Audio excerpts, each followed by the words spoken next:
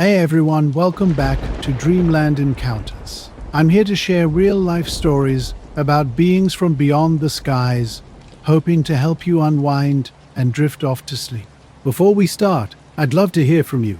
Drop a comment and let me know where you're tuning in from.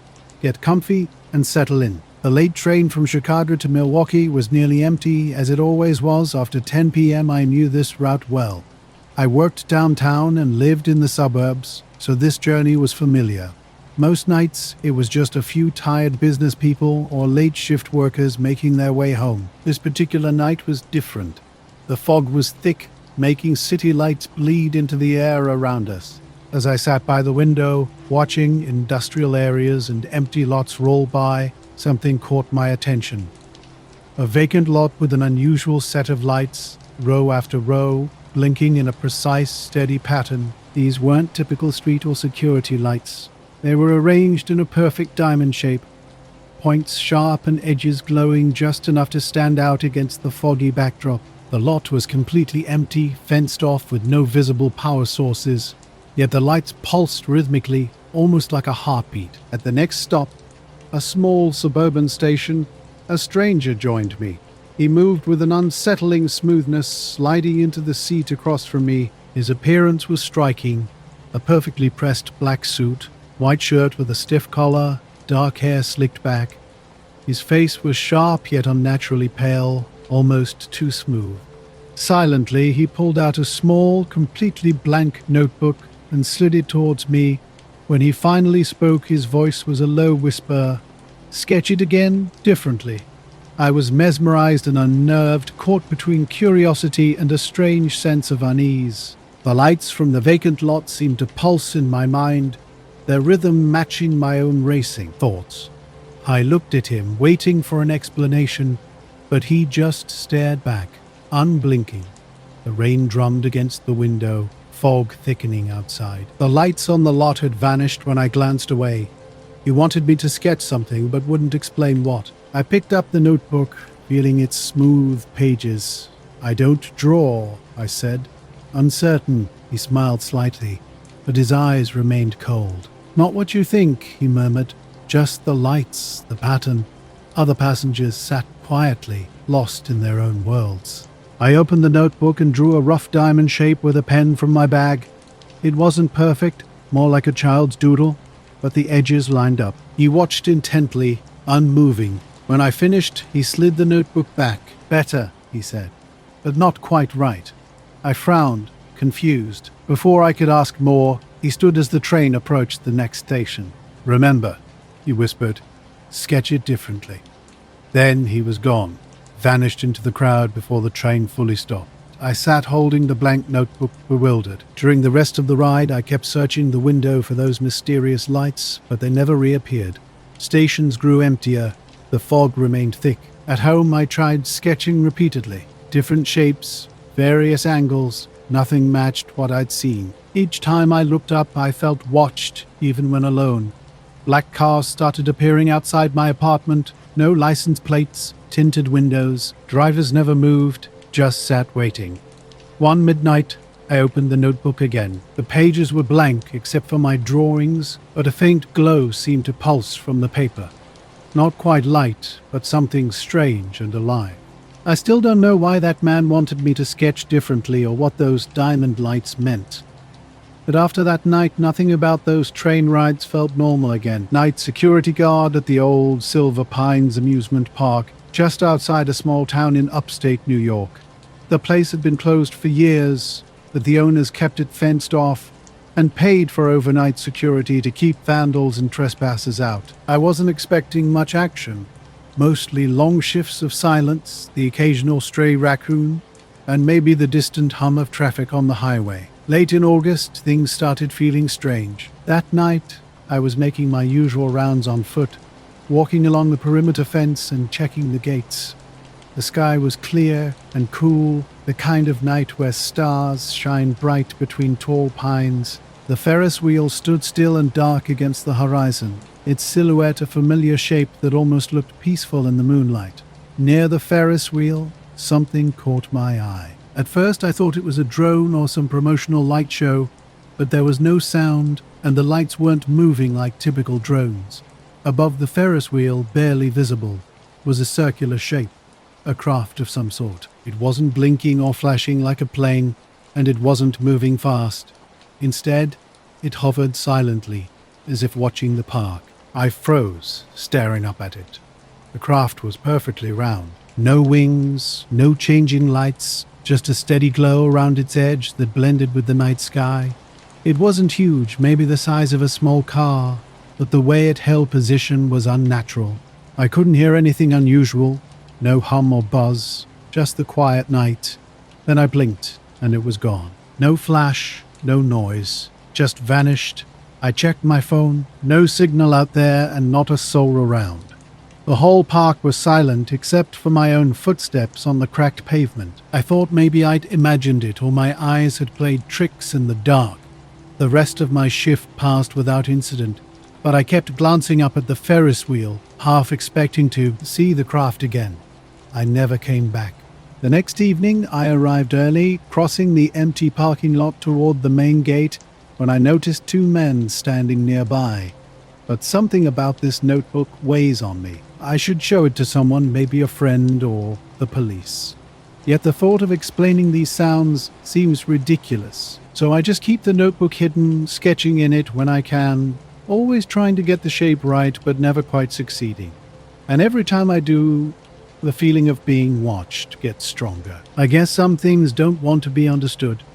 Walking through the park entrance were two men, identical in dress, black suits, crisp white shirts, black ties, and polished shoes. Their hair was neatly combed back, and their expressions serious yet composed. They didn't look like typical visitors or troublemakers. When I greeted them as I would any daytime guests, they simply nodded once and continued walking toward the park's center. Intrigued, I followed at a distance. Their destination was clear. The old Midnight Manor, a long-abandoned haunted house attraction. The building was in severe disrepair, half-claved, boarded up, with broken windows and peeling paint. They entered the structure, and when I glanced back, moments later, they had vanished. No footprints, no open doors, nothing. I spent the next hour searching every accessible area of the park, calling out. The haunted house remained tightly locked, with no possible entry without heavy tools. I rationalized their disappearance, telling myself they were maintenance workers or had simply slipped out. But something felt off. Strange occurrences began to multiply during my shifts. The Ferris wheel appeared to move gently in the breeze, yet its gears remained motionless when I approached. Shadows moved unnaturally too quickly or in ways that defied their sources. Phantom sounds became common. Faint footsteps on empty walkways, radios crackling with static before cutting out completely. My flashlight would inexplicably flicker, even with fresh batteries. A few nights later, those same two men reappeared, standing near the entrance, perfectly still, watching me. My heart raced. When I blinked, they vanished, no movement, no sound. The park's atmosphere grew increasingly oppressive. What was once simply creepy due to decay and darkness now felt alive with an unseen presence. Watching, waiting. I considered quitting, but my contract, and the decent pay for a small-town job, kept me showing up. Each night felt more tense than the last, with a growing sense that something fundamental had changed. While checking the park's Ferris wheel area one night, I discovered something strange. Circular marks pressed into the ground caught my attention. Not typical tire tracks or animal prints. They were oddly shaped and heavy, as if something substantial had left its mark.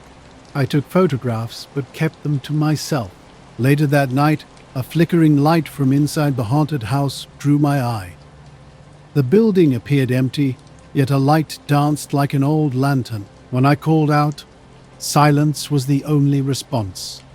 Sleep eluded me. Noises from the surrounding woods seemed almost rhythmic, like whispers attempting communication. About a week later, I saw the men again near the Ferris wheel. One looked directly at me and muttered quietly, "This place doesn't belong to you." Before I could process his words, they vanished into the tree line, walking away as the night grew thick and cold. An overwhelming sense of being watched stopped me from following. I finished my shift and went straight home. The next day, I submitted my resignation and never returned. Questions still haunt me. What did those men want? What was happening near the Ferris wheel? Incomprehensible plans seemed to be unfolding. Now, when driving past the area, fleeting glimpses catch my eye. Faint lights moving through trees, the Ferris wheel turning ghost-like in moonlight. But each time I look closely, only darkness remains. My work as a freelance wildlife photographer often takes me to remote locations. My cabin sits deep in northern Minnesota's woods, miles from the nearest town. The river behind it runs wide and slow, a perfect spot for capturing wildlife drinking or passing through. That evening, warm and still, the sky held a faded orange-gray light, challenging but promising for photography, sitting on a fallen log near the water's edge. My camera mounted on a tripod, I aimed toward a bend where trees cast long shadows. An hour of patient shooting had passed, mostly capturing birds landing on branches. 9 ton I was photographing near the river when something caught my eye. Later, while unloading my photos, I noticed unusual shapes lurking just beneath the water's surface. They were dark, irregular forms that didn't look like typical river debris. These shapes were smooth and matte, almost like shadows but more solid, and they remained completely stationary even as water moved around them. Initially, I thought it might be a camera glitch or trick of light, so I deleted those shots. But the next day, I returned to the same location at the same time. The strange shapes appeared again. I tried zooming in and shooting from different angles, but they remained consistently present and distinctly odd. When I mentioned this to a friend, they jokingly suggested river spirits. I wasn't convinced. Something just felt off. 2 nights later, I was editing photos on my laptop at my remote cabin. The evening was quiet, with only cricket sounds and the river's soft rush breaking the silence. Suddenly, an unfamiliar car pulled up the gravel driveway. A man in a crisp black suit stepped out. His attire seemed strangely formal for this wilderness setting. He didn't knock or wait. He walked directly onto my porch. When I asked if I could help him, he smiled, but it wasn't a warm smile. He explained he was interested in my photos, specifically mentioning anomalies in the river. Without invitation, he removed the SD card from my camera, handling it thoughtfully. When I protested, he cryptically remarked, "Water keeps its own secrets. Sometimes those secrets aren't meant to be uncovered." Unsettled, I asked who he was. He simply stated he wanted to help me avoid trouble, his manner both threatening and oddly protective. I was driving back from a storm chase about an hour outside of Amarillo, Texas, just as the sun was dipping below the horizon. When I reached my remote cabin, something felt off. The porch light flickered, casting eerie shadows that made the woods seem darker than they should be. A man was standing there, staring at my camera. I approached him slowly, and without a word, he returned the camera after putting a card back inside. He then got in his car and drove away, leaving me unsettled. I locked the door and sat down hard, the camera still warm in my hands. Calling the police seemed pointless. There were no threats, no forced entry, just an unexplained encounter.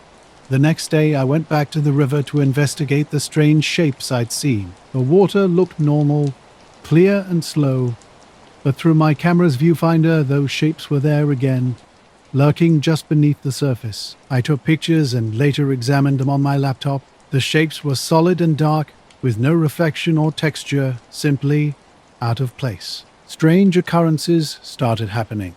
At night, I'd catch quick movements between the trees. My phone would die suddenly when I tried to call or text. The river would emit a low, vibrating hum at dusk, always near where I'd been photographing. I told a few friends, who dismissed my experiences as stress-induced imagination, but I knew something had changed. The man's cryptic warning echoed in my mind. Water keeps its own secrets. I haven't returned to the river after dark since that day. The shapes remain in my photos, silent watchers just below the surface. Sometimes, when the wind is still, I feel something watching me from the trees. But when I turn, there's nothing but shadows. I keep thinking about the man in black and his warning that some things are better left undisturbed. I'm not sure what the river is hiding, but I'm certain it's not natural. I'm writing this because I want someone else to know. Maybe something is paying attention to these quiet, forgotten places. Maybe some secrets are alive and they don't want to be found. The storm had been brewing all day. Lightning tore through thunderheads, and the air was thick with the heavy scent of rain and ozone. I'm Rachel, a storm photographer who spent years chasing wild weather. My work isn't glamorous. Mostly cold nights and frozen fingers, but sometimes you catch something extraordinary. That day was different. I was setting up near a dirt road off Highway 287, my camera gear packed tight in the truck bed. Through my long telephoto lens, I was focused on a menacing cumulonimbus with strange rippling edges. Suddenly a small metallic shape darted through the clouds. Not a plane, not a bird, completely silent and sleek. I snapped multiple shots, adjusting focus and shutter speed. The object vanished almost instantly, but when I checked my negatives, it was there. A dark, polished, metal-like disc catching the last sunlight. That night, I set up my basement darkroom, working carefully with chemicals and a red bulb to develop the film. As the images emerged, I saw the storm clouds, lightning, and rugged landscape. And there it was again, that strange metallic blur twisting through the air, unlike anything I'd ever encountered. The house was quiet, with only a dripping faucet breaking the silence. Then the basement door creaked open. I turned around to find a man in a black suit, pale-faced with sharp features, standing in the red glow. He looked calm but out of place, his eyes reflecting the negatives. "Can negatives lie?" he asked, his gaze intense and unnerving, voice low and steady. I blinked, caught off guard. He stepped closer, hands folded in front of him, calm but deliberate. "Can a negative show something that isn't really here, something that might never have been?" I wasn't sure how to answer, so I just shook my head. His eyes settled on the contact sheets pinned to the wall. "You've captured something," he said. "Something that people aren't meant to see." My stomach tightened. Who was this man? He smiled, but it didn't reach his eyes. "Just someone who makes sure certain images don't spread," he explained. His voice was polite, yet carried an edge that suggested he was used to being obeyed without question. I felt trapped, but I couldn't let him take the film. "Why are you here? What do you want from me?" He reached into his pocket and pulled out a small card. No logo, just black text on a white background. In the dim red light, I could barely make out the writing. "We keep things quiet," he said. "You won't be bothered if you agree to destroy those negatives." My heart pounded. I wanted to refuse, to demand answers, but something about his calm certainty made me hesitate.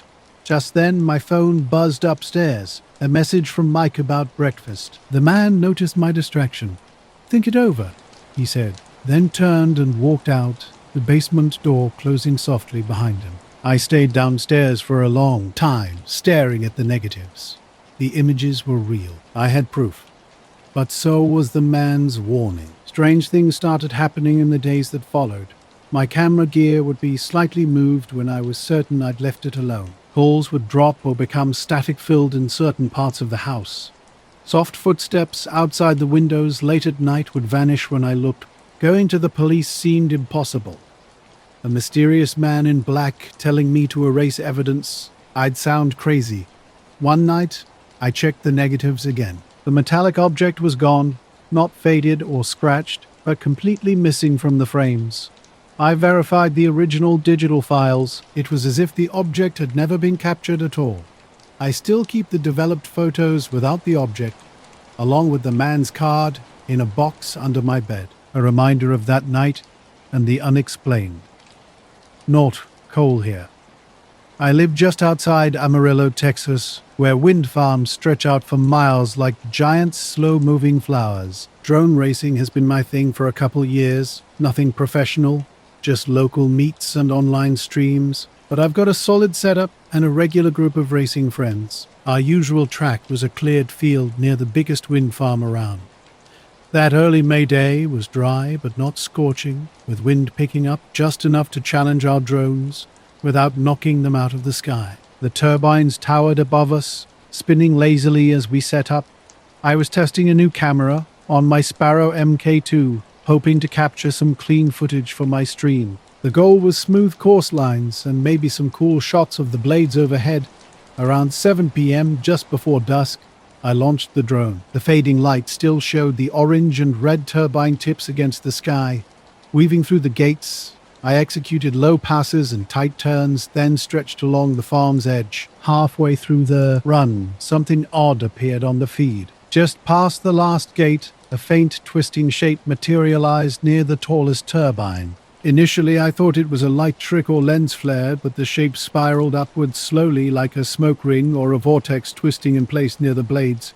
It wasn't huge, maybe a few feet across, but definitely present. As I tried to follow it with the drone, the signal started glitching.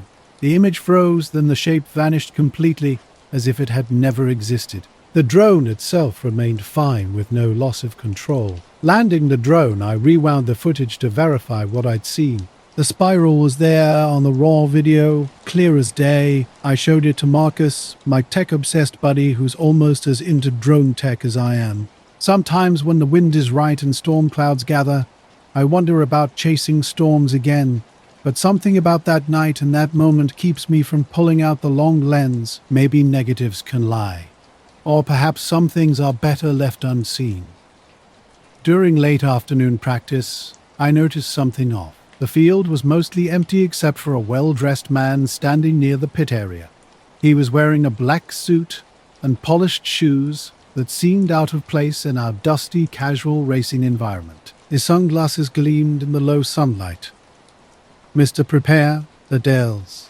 Landry introduced himself, speaking with a calm, almost rehearsed tone that made me pay close attention.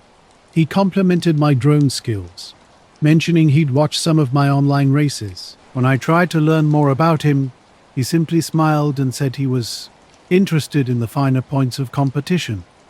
Our conversation lasted about 10 minutes, mostly discussing drones and the wind farm. Something felt strange. I sensed he knew more about a previous incident with a weird spiral shape than he let on. Before leaving, he handed me a USB drive claiming it contained my race recordings. But there was a catch. The last hour was missing. I'd seen that strange spiral near the turbines weeks earlier. My group had been puzzled, and though I'd returned to the track multiple times, it never reappeared. The drives he gave me confirmed something unusual was happening. When I compared the files, I discovered the USB copy had a deliberate hour-long gap, while my original recordings remained complete. I reached out to local racing groups, asking if anyone else had experienced anything odd or seen a suited man around. Nobody had. Marcus suggested it might be some corporate or government surveillance of the wind farms, but we had no concrete proof. After that encounter, I changed my racing habits. I only raced during daylight and avoided the turbine areas. The mysterious spiral never returned, and Mr. Brutair and Mr. Spowrell. Landry never showed up again. Something felt like a subtle warning, though I couldn't explain exactly what. Not I was freelancing for an online magazine, chasing weather stories in the Pacific Northwest. It was mid-October, and the days were growing shorter and colder, with thick, low clouds often blanketing the sky. One evening, I decided to drive out to the coast near Astoria, Oregon, hoping to capture some moody shots for my portfolio. The wind was brisk, cutting through my jacket as I parked at a small pull-out near the shore. Just after sunset, the horizon still held a dull orange glow, and the light was fading fast. I was adjusting my camera lens, trying to capture the shifting fog and water ripples beneath, when something caught my eye. A cluster of lights moved just below the cloud cover. At first I thought they might be fishing boats, but something felt off. The lights were too uniform, too steady. They moved together like a single shape, slow and deliberate, shifting through the fog in perfect formation. When I zoomed in and snapped a few pictures, I saw it, a perfect triangle of 3 amber lights, each about the size of a street lamp, arranged with unnerving precision. The lights didn't blink or change intensity. The shape remained completely stable as it silently slid beneath the cloud cover. I kept shooting, trying to track it, but the fog thickened and the lights vanished after about 5 minutes. I waited, hoping they would reappear, but they didn't. Back in my hotel room, I uploaded the photos and zoomed in. The triangle was crystal clear against the cloudy backdrop. I sent a few images to friends who were interested in unusual phenomena, expecting skepticism, but something about this felt different, more than just a threat. It was like I'd stumbled onto something never meant to be seen. A few days later, walking down a busy Portland sidewalk on a cloudy afternoon, I passed a bookstore corner where a middle-aged, clean-cut man in a black suit stood holding a large rolled-up print. The encounter left me with a lingering feeling that some things aren't meant to be discovered. Some courses shouldn't be won. Like he'd walked straight out of a 50s corporate ad, catching my eye with a quick nod. Without warning, he spread a print right there on the pavement. My photo. The triangular lights from the coast blown up almost 2 feet wide. I stopped, confused. That's mine. How did you get this? He didn't smile, just stared at the print and then back at me. You saw the wrong part of the sky, he said calmly. Before I could ask anything, he rolled the print up and vanished into the crowd like a ghost. I stood there, feeling like I'd been part of some bizarre encounter. My phone battery was nearly dead, even though I'd fully charged it that morning. The signal was weak, like I was stuck in a dead zone despite being in the city. That night, I combed through my photos, searching for something I might have missed. Nothing but those 3 steady triangle lights in the sky. No planes, no drones, no flares. Over the next few days, strange things started happening. Shadows moving just beyond street lamps.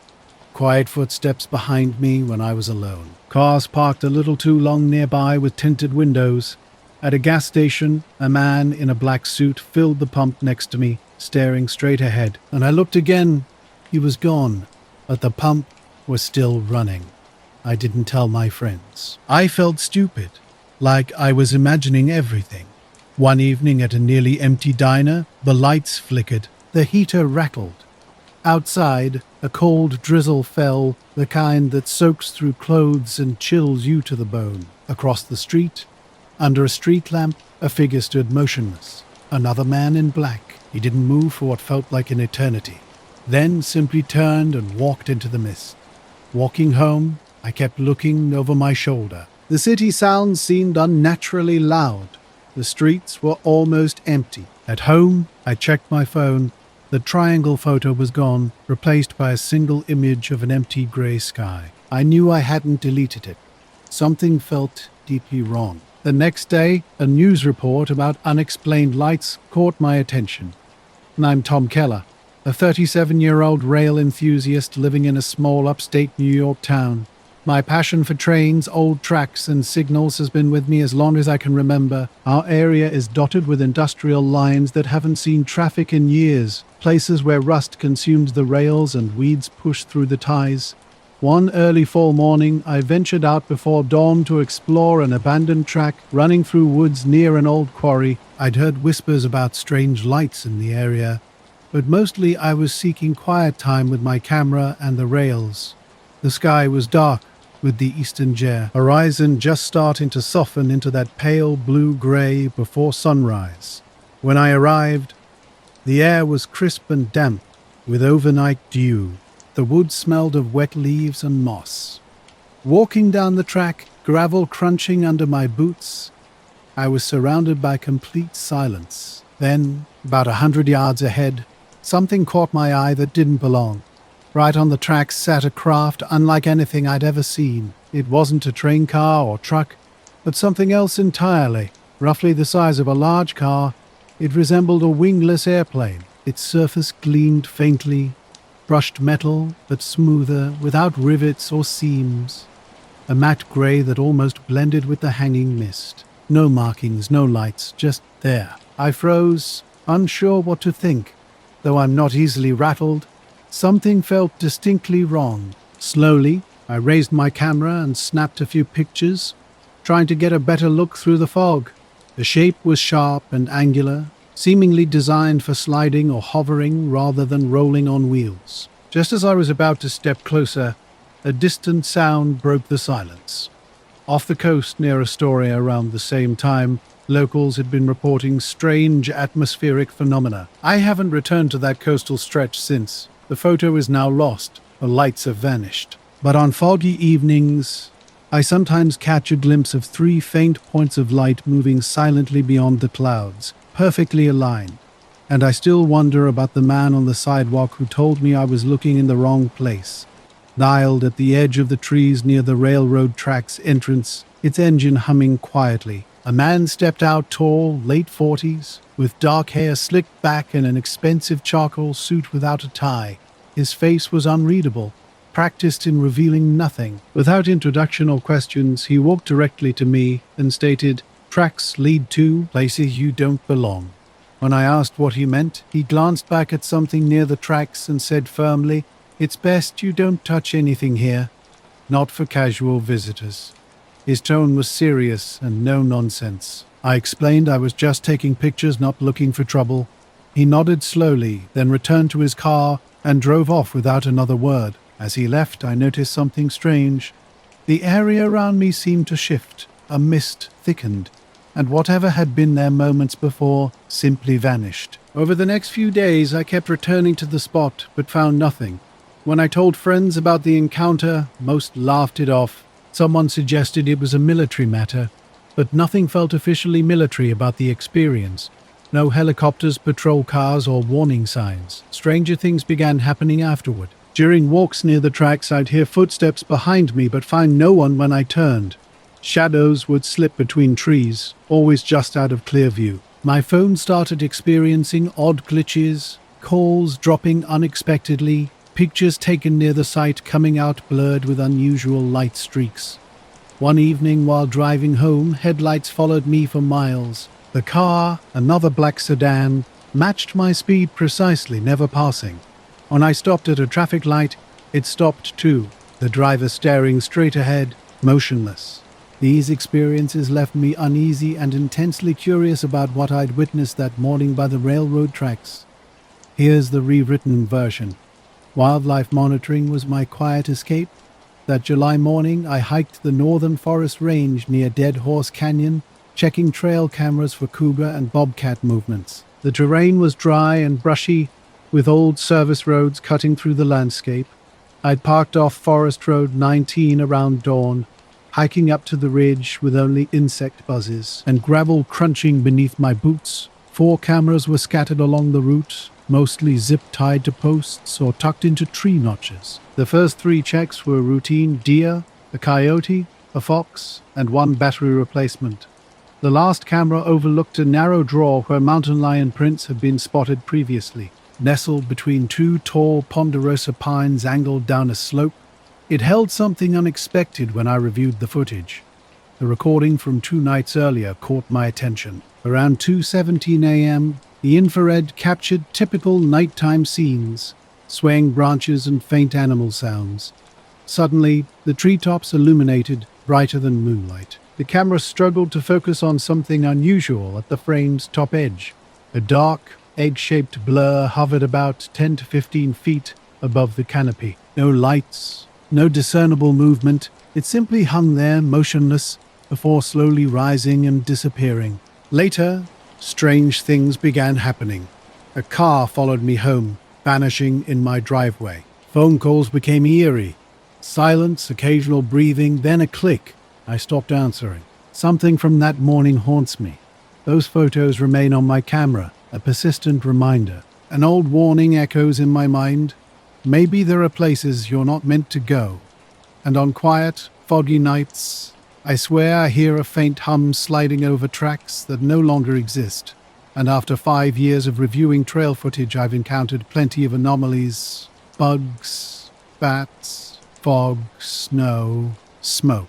But this was different. I was hiking back down from my camera site when something caught my eye, a shape that made me squint and question what I was seeing.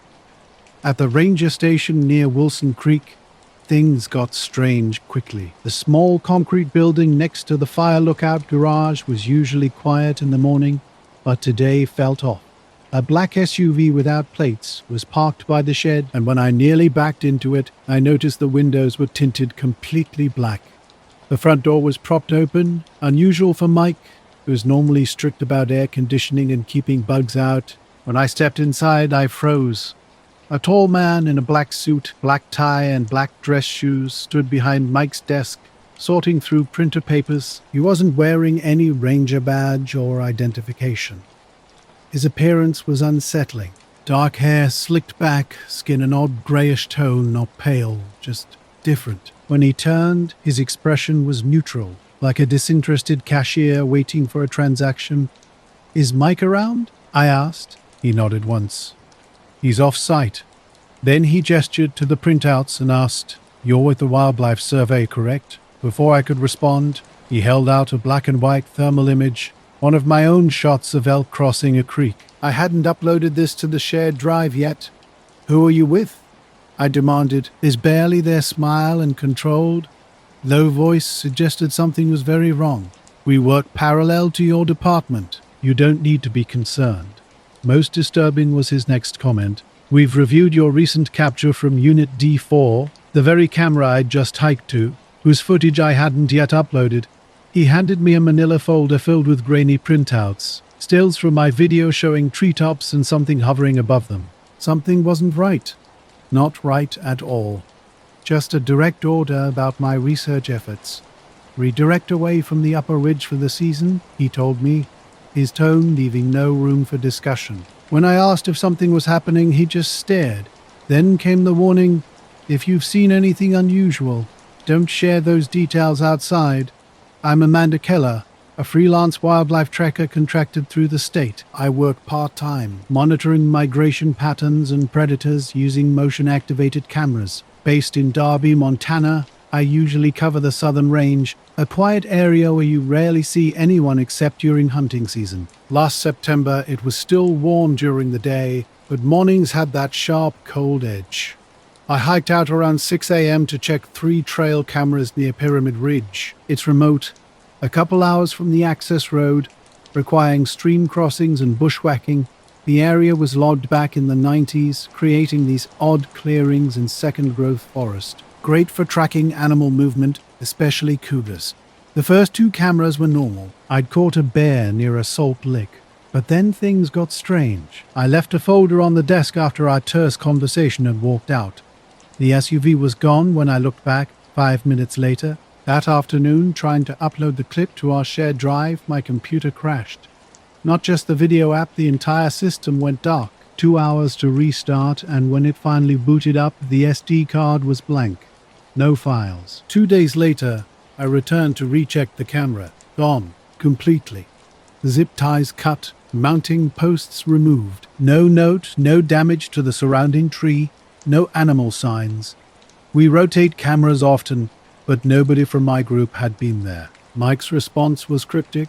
He'd been on fire watch all week, and nobody had his keys.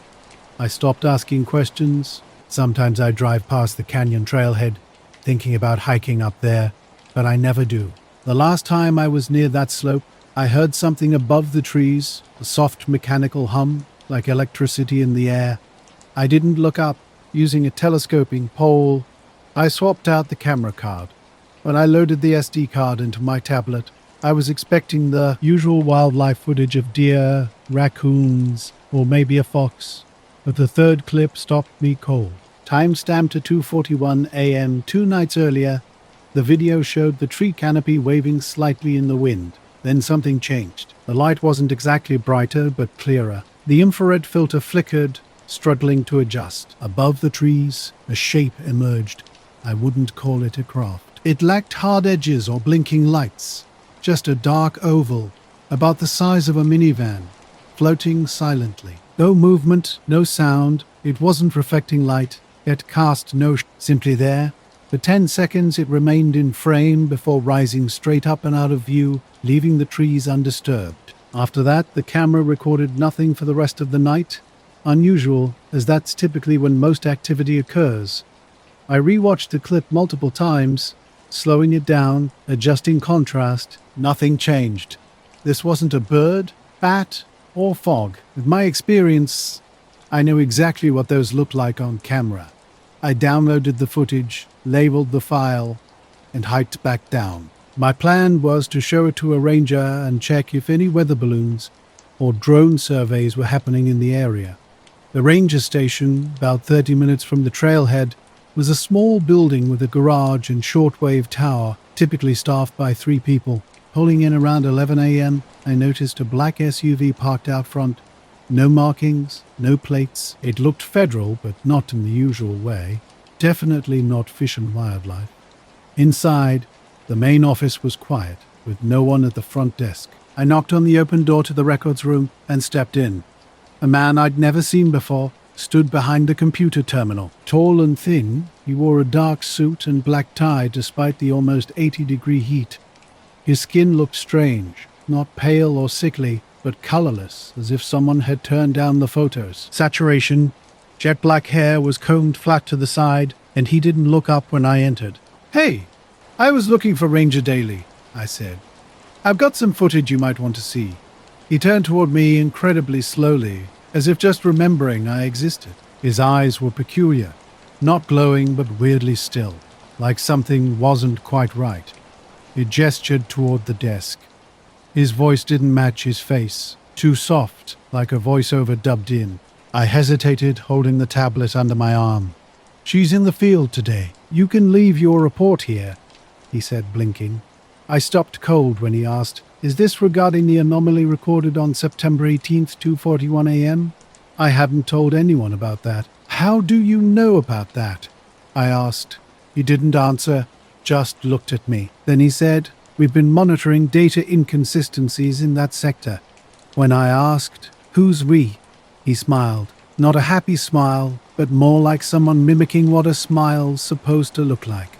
"You're advised to redirect your research efforts elsewhere," he said. At first I thought he was joking, like maybe this was some internal thing I didn't know about. But the way he said it, calm, flat, not threatening exactly but firm, made my stomach twist. "What does that mean?"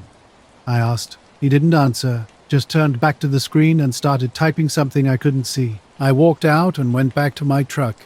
The back of the SUV was slightly open, like someone hadn't shut the hatch all the way. Inside I saw cases, hard black ones, stacked neatly, no labels. I didn't stick around. That night I tried loading the clip again. When I opened the file, it was blank. The file still existed, same size, same timestamp, but the footage was just a black screen. No sound, no static, nothing. I tried copying it to my desktop. The system froze. Eventually, I had to do a hard reset. When the computer came back up, the file was gone. Not corrupted, just gone. 2 days later, I went back out to check the camera. It was missing. No damage to the mount, no signs of animal interference. Just gone, pole and all. Zip ties were still on the tree like it had been carefully removed. I asked around, sent texts to 2 other trackers who sometimes use that ridge. Neither of them had touched it. I filed a note in the logbook, but nobody followed up. That whole week, my phone kept acting up. Calls dropping, screen freezing, compass spinning. I chalked it up to bad signal in the mountains, but it kept happening even when I was in town. 3 days after the ranger station thing, I was at the gas station in Hamilton when I saw the same black SUV across the street, parked in front of a closed antique store. No driver inside, engine off. Just sitting there. I waited 10 minutes in the car, pretending to check receipts. I didn't move. Then I drove home. I've still got cameras up in other locations. No, here's the rewritten script. That winter, I was living in a converted woodshed just outside Glover, Vermont. After everything fell apart in Boston, I needed somewhere cheap and quiet. My refuge was a simple one-room space with a cot, heater, and desk. Perfect for my growing interest in backyard astronomy. My setup wasn't fancy. I had a used 8-inch Schmidt Cassegrain telescope mounted on a skywatcher, which I'd placed on a plywood platform behind the cabin. The location was ideal, far enough from town to avoid light pollution, with some of the clearest winter nights I'd ever experienced. I was mostly tracking star fields, meteor showers, and occasional satellite flares. One Tuesday night stands out.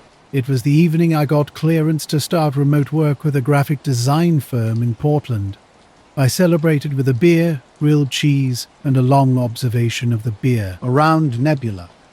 Around 1:30 a.m., while scanning near Betelgeuse, something strange happened. There was a star to the northeast, not part of any major constellation. I'd noticed it before, but this time it blinked. Not a subtle atmospheric distortion, but a hard, deliberate blink. Gone, then back. It flickered in an almost rhythmic pattern. 3 quick flashes, a long pause, 2 more flashes, then nothing. I locked my telescope on the spot, ran every check I could think of, changing lenses, verifying power sources, swapping eyepieces. Nothing explained what I'd seen. I logged the incident, assuming it was likely fatigue playing tricks. 2 nights later, everything changed. I saw someone in the woods behind my observatory window, which was really just a blackout panel I'd installed to keep light from flooding the room. The telescope protruded barely a foot beyond the windowsill. Now I haven't gone near Pyramid Ridge again. Not out of fear, but because I don't want to encounter that person, or whoever might be with them. The silence I experienced wasn't normal. Whatever was on that footage is gone now, but I know what I saw. Now, here's the rewritten version. In the deep quiet of a winter night, something unsettling was unfolding. I was dozing at my desk, half awake, waiting for the cloud cover to clear. Through the curtain's gap, a strange figure caught my attention. Approximately 30 feet away, a tall, thin man stood motionless at the tree line's edge. He was peering through a telescope mounted on a matte black tripod. No markings were visible. Dressed in a black overcoat and dark slacks, he wore no gloves despite the snow. His skin appeared almost bluish under the moonlight. At first I thought it might be a local prank, but something was wrong. No footprints led to his position. The snow that had fallen earlier that afternoon, at least 2 inches deep, remained perfectly undisturbed. For 10 minutes I watched him. He didn't move. No adjustments, no note-taking, just standing with eyes fixed to the telescope's eyepiece, seemingly focused on something intently. Unsure how to react, I closed the blackout panel and sat on the floor. Calling the police seemed ridiculous. What would I even say? Before dawn, he was still there. By sunrise, he had vanished without a trace, no tracks, no telescope, no evidence of his presence. Days later, a strange discovery awaited me. Taped to the observatory window was a piece of black paper, bookmark-sized. A perfect white circle centered its surface. No tape edges, no moisture damage. It hadn't been there when I went to bed, and I left it untouched. By noon, it had disappeared.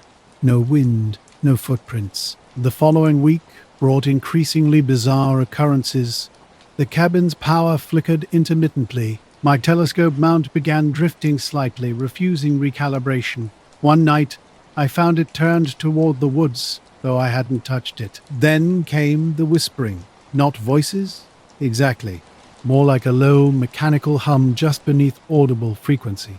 It only happened at night. My recordings always came out blank. One evening, slow footsteps crunched through the snow around the cabin, not rushing, just methodically circling. I switched off the lights and waited.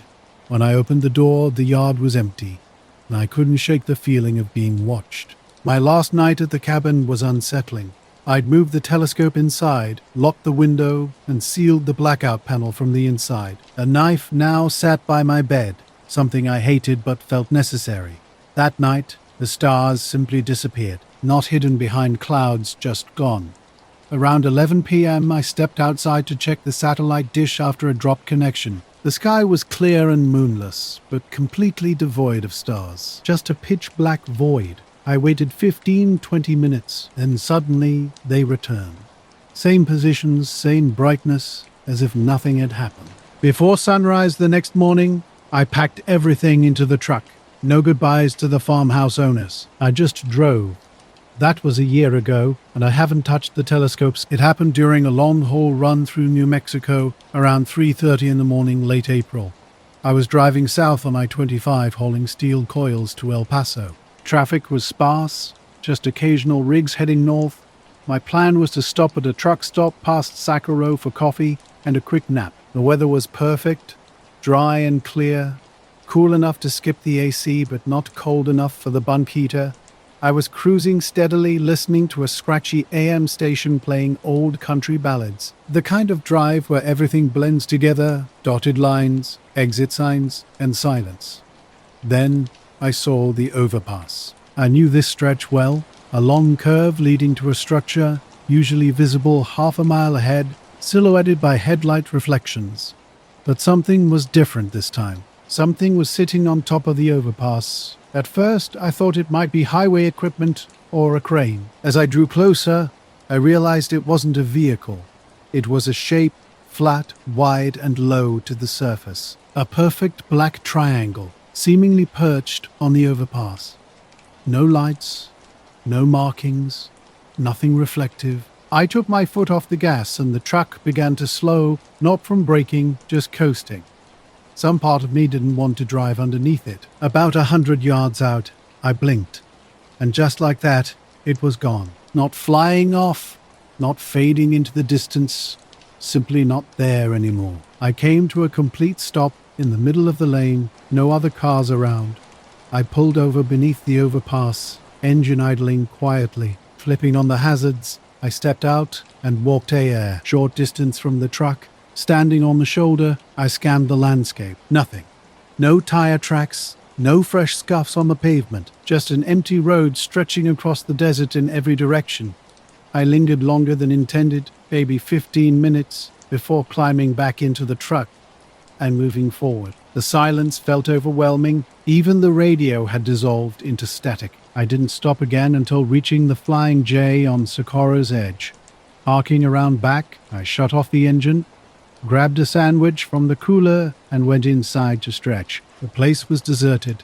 An old guy manned the register, with a couple of drivers nodding off in the lounge. I settled into a corner booth, facing the window with my food and coffee. I wasn't hungry, just needed a moment to shake off a strange feeling. That's when he appeared.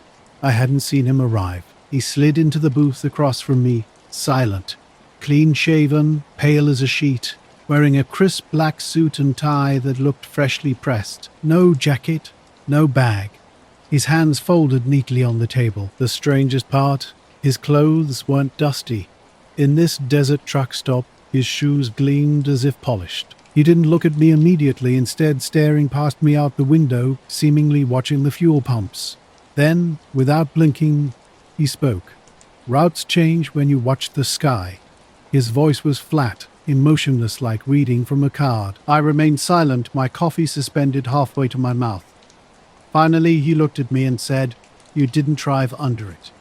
When I asked what he meant, he didn't respond. Instead, he stood and walked out, calm and deliberate, as if completing a predetermined task. I followed, driven by curiosity, but when I stepped outside, he was gone. The parking lot contained only a few trucks and a fuel tanker. I asked the cashier if anyone had come in. He looked puzzled, saying no one had arrived in the last half hour. Checking the security camera monitor, I cycled through feeds lot, pumps, diner area, front door. He was nowhere to be seen. No entrance, no exit, just me walking to the booth, then outside. I left soon after, driving the final stretch to El Paso without stopping. Throughout the journey, shadows flickered in my side mirror, glimpses of something just beyond perception. And I've been driving it for 11 years now. I'm Keith Maddox. This story isn't something I usually share, but it's been stuck with me longer than I expected. It was a Thursday night in early May. Clear skies, water smooth as a mirror. We left the dock around 12:05 a.m., about 10 minutes late because of some last-minute passengers. By 12:20, most people had gone inside. Me, Eli, my deckhand, and a few passengers were headed to Whidbey Island. The night was chilly, but there wasn't any wind or waves. Up in the wheelhouse, I was on autopilot, scanning ahead like always. I don't listen to music. I prefer hearing what's around me. You could hear everything, the engine humming, ropes creaking, Eli messing with his vape behind the cabin. About 2 miles out from the island, something caught my eye off the starboard side. A glowing orb, bluish-white, basketball-sized, floating about 6 feet above the water. It wasn't flying like a drone. It was gliding, moving right alongside us. Every time I'd slow down or adjust the rudder, it would match our speed. At first I thought it might be a weird light reflection, but when I stepped out on the side deck to get a better look, it was still there, skimming smoothly. I called Eli up, didn't tell him what I saw, just asked him to come look. He leaned over the railing and froze. "You seeing that?" I asked. He nodded. "What the hell is that?" We watched it for maybe a full minute. Then it veered sharply away, a 90-degree turn with no arc, zipped over the water, shot up about 30 feet, and disappeared straight into the clouds. No sound, no trail, nothing. Later, driving back, I passed a black SUV on the shoulder, headlights off. The driver wore sunglasses. At 5 a.m., I didn't report any of it. Who would I tell? The dispatcher? State police? I've run this route dozens of times since then. The overpass is still here. Nothing strange about it. But I don't slow down when I pass under it anymore. I just keep my eyes on the road. I docked at the island around 12:45, dropping off passengers and loading up for the return trip. The morning went like any other. At 7:30, I got a call at home, which wasn't unusual. Dispatch sometimes checks in early about mechanical issues, but this wasn't a familiar voice. A guy claiming to be from the Coast Guard wanted to do a surprise safety inspection before the next run. He said he and a colleague would arrive at the dock by 10 o'clock. When they showed up in a black SUV without Coast Guard markings, something felt off. They wore plain black suits with white shirts and black ties, carrying no clipboards, tools, or IDs. One was tall and thin with almost grayish skin. The other was shorter, stockier, wearing old-fashioned black glasses that seemed frozen in time from the 1950s. No handshakes, no introductions. They just asked to walk through the vessel. I assumed they might be undercover, though that didn't make much sense. In the wheelhouse, they didn't check logs or equipment. The tall one stood by the door while the one with glasses stared out the window. "You ever see anything unusual on these waters?" he asked. I said, "Define unusual. Sometimes you see things." His deadpan smile was unsettling. "Did you see anything last night?" the tall one asked. Something about his tone felt wrong, too direct, like he already knew the answer. I lied, just a routine. "You sure?" he pressed, suggesting tired people might imagine things. "I don't imagine things." His unblinking stare was intense. They wanted to see the lower deck, but again, no questions about safety equipment. They didn't check the engine room, just walked slowly along the edge, glancing at the water. "Anyone with you last night?" the tall one asked. I mentioned Eli from the deck crew. "Did he see anything?" "No." I started feeling they weren't interested in what I saw, but whether I'd talk about it. After the walkthrough, we returned to the dock. I asked if they needed me to sign anything or leave paperwork. They just nodded and left. Later that Thursday, I was sitting at the nurse's station in ICU 3, catching up on charting after an unusually quiet shift. Brook Hill Medical runs from 7 p.m. to 7 a.m., and we always restock crash carts at 3 a.m. around 3:10 a.m. I noticed the hallway lights start to flicker, just the row running past room 314 to the fire exit. A short buzz, then back to normal. At first, I didn't think much of it. This building's old, and we get occasional surges from the HVAC systems. But about 10 minutes later, the flickering returned. Longer this time, a slow dimming, fading in and out. I heard a faint clicking sound, almost like the hum you get standing under a transformer. Walking toward the fire exit to check if a bulb was going bad, I passed room 314. The blinds on the double doors were open. Mr. Dr. Diaker, Gaza, a long-term patient, was intubated and sedated, not conscious, yet he was moving, with one hand raised toward the ceiling, eyes still shut. The monitors weren't alarming. Nothing seemed out of the ordinary. I watched his hand slowly fall back to the bed. Then, through the window behind him, I saw movement. We have a small rooftop area on that side of the unit, not accessible to the public, maintenance only. It's covered in gravel, vent hoods, and those big metal boxes for the HVAC units. A few weeks earlier, something strange had happened during my midnight runs. 2 men in an SUV had approached, then left quickly. I told Eli not to mention anything about a light we'd seen. We'd scanned the water with binoculars, finding nothing. Then one night I noticed my truck had been moved, just a few inches, barely off its line. My seat was adjusted slightly lower. No signs of break-in, nothing stolen, but the dome light didn't turn on when I opened the door. I checked under the dash, expecting to find a tracker. Nothing. Haven't seen those 2 men again. But for the next month, every midnight run, I'd catch myself scanning the water. Not just for the orb. Honestly, I don't expect to see it again. But watching for any sign someone's still watching. During my night shifts, I'd seen the linen room with the door propped open during the day. At night, everything was just dark, but something felt off up there.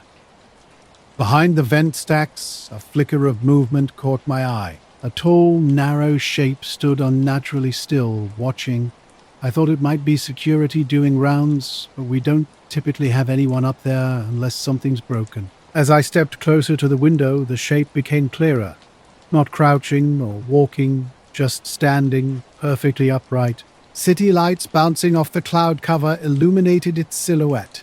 Its head was slightly tilted, arms hanging straight like a mannequin, trying too hard to look rigid. The lights flickered again, more intensely this time. When they returned to full brightness, the shape had vanished. I radioed the front desk, asking if anyone was on the roof. They confirmed no one was there, and checked the access hatch, which remained locked from the far inside. I didn't report what I saw, assuming it was just a shadow or a hallucination from working too many nights. But unease settled in. That part of the unit felt colder than the rest. Even other nurses joked about ghosts in the vents, though I didn't find it funny. At the end of my shift, I headed to the break room to clock out. Halfway there, a man near the vending machines caught my attention. He was out of place. A pressed black suit, pale skin, looking too perfect. No badge, no scrubs, not resembling a rep, doctor, or security guard. He stood facing the elevators, holding a slim black folder. Something about him made my stomach drop. As I walked past, he stepped forward and said, my full name, not excuse me, just stating it like he already knew me. He handed me the folder.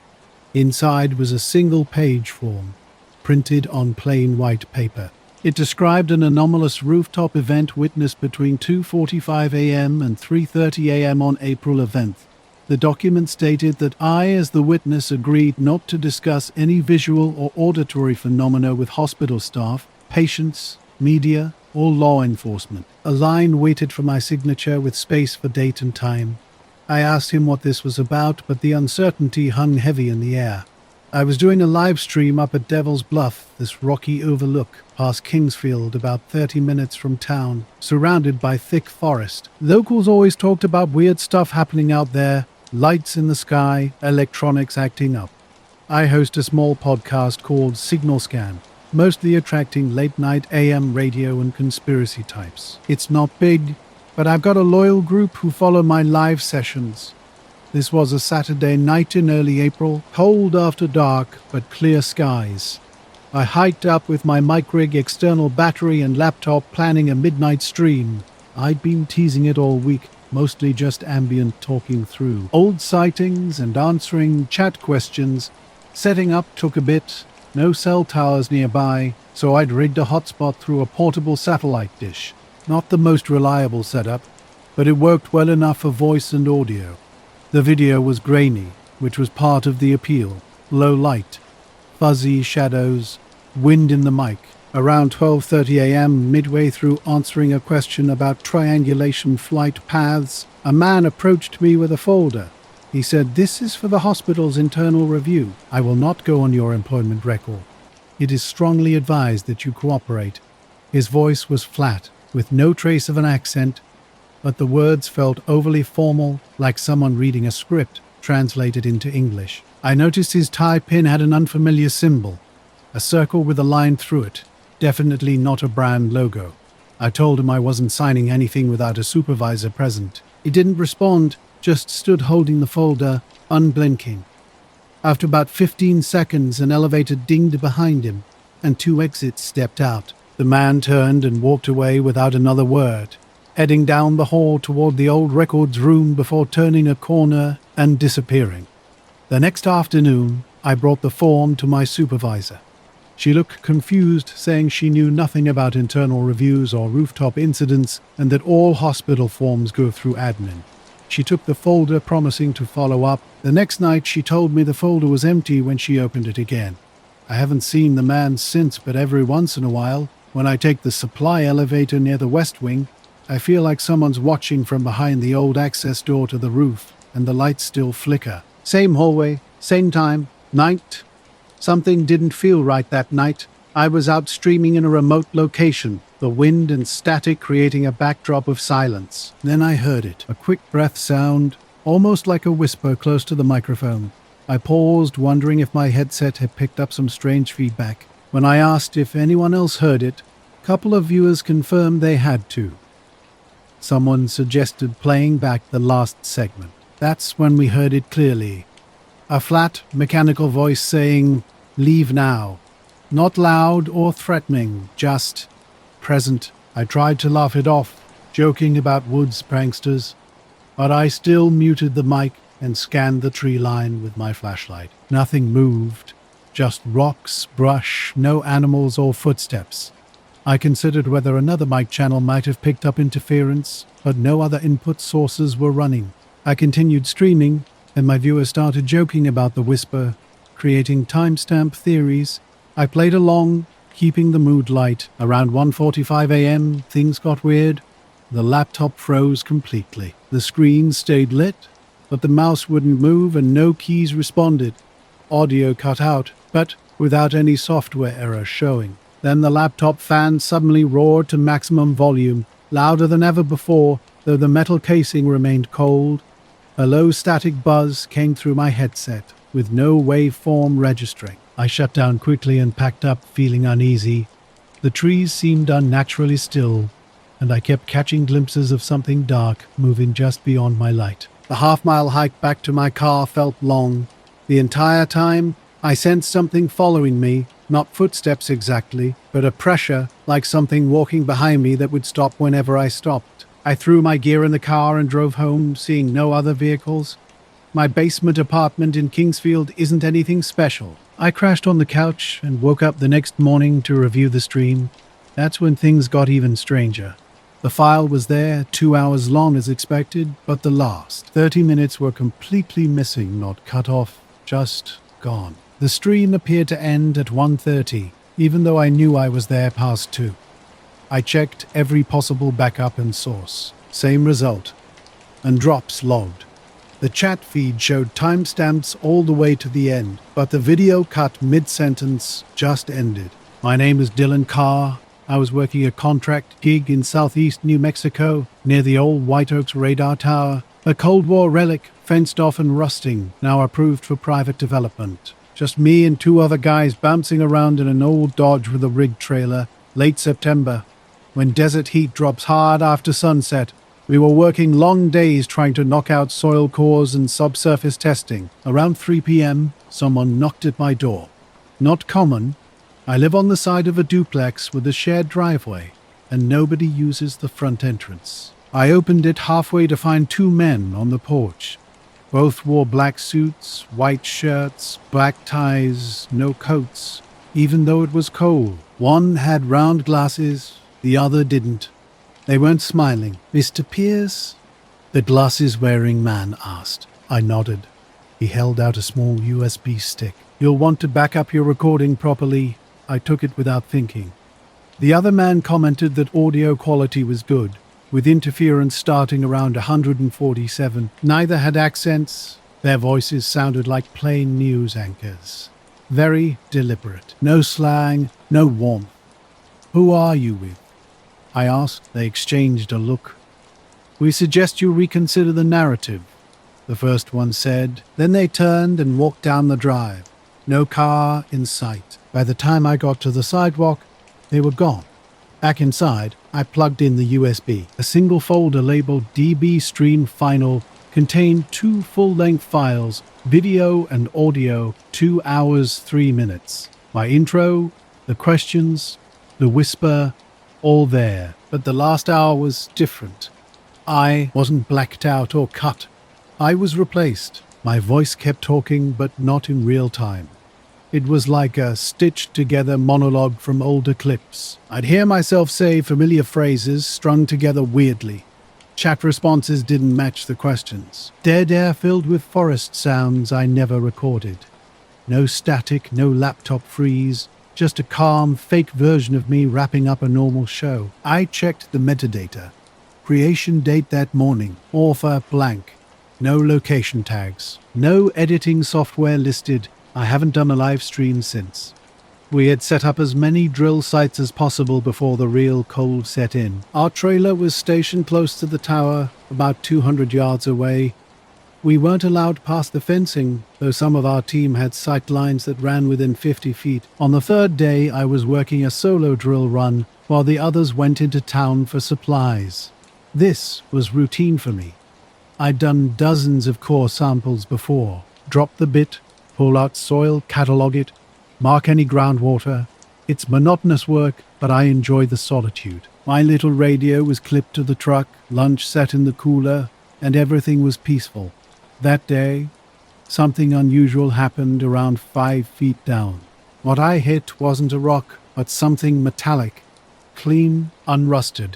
I pulled the bit back up, expecting it to be jammed, but it was pristine. Using a hand auger, I carefully scooped around the object and eventually extracted a shard. The piece was strange, about 5 inches long, tapered, perhaps an inch wide at its thickest point.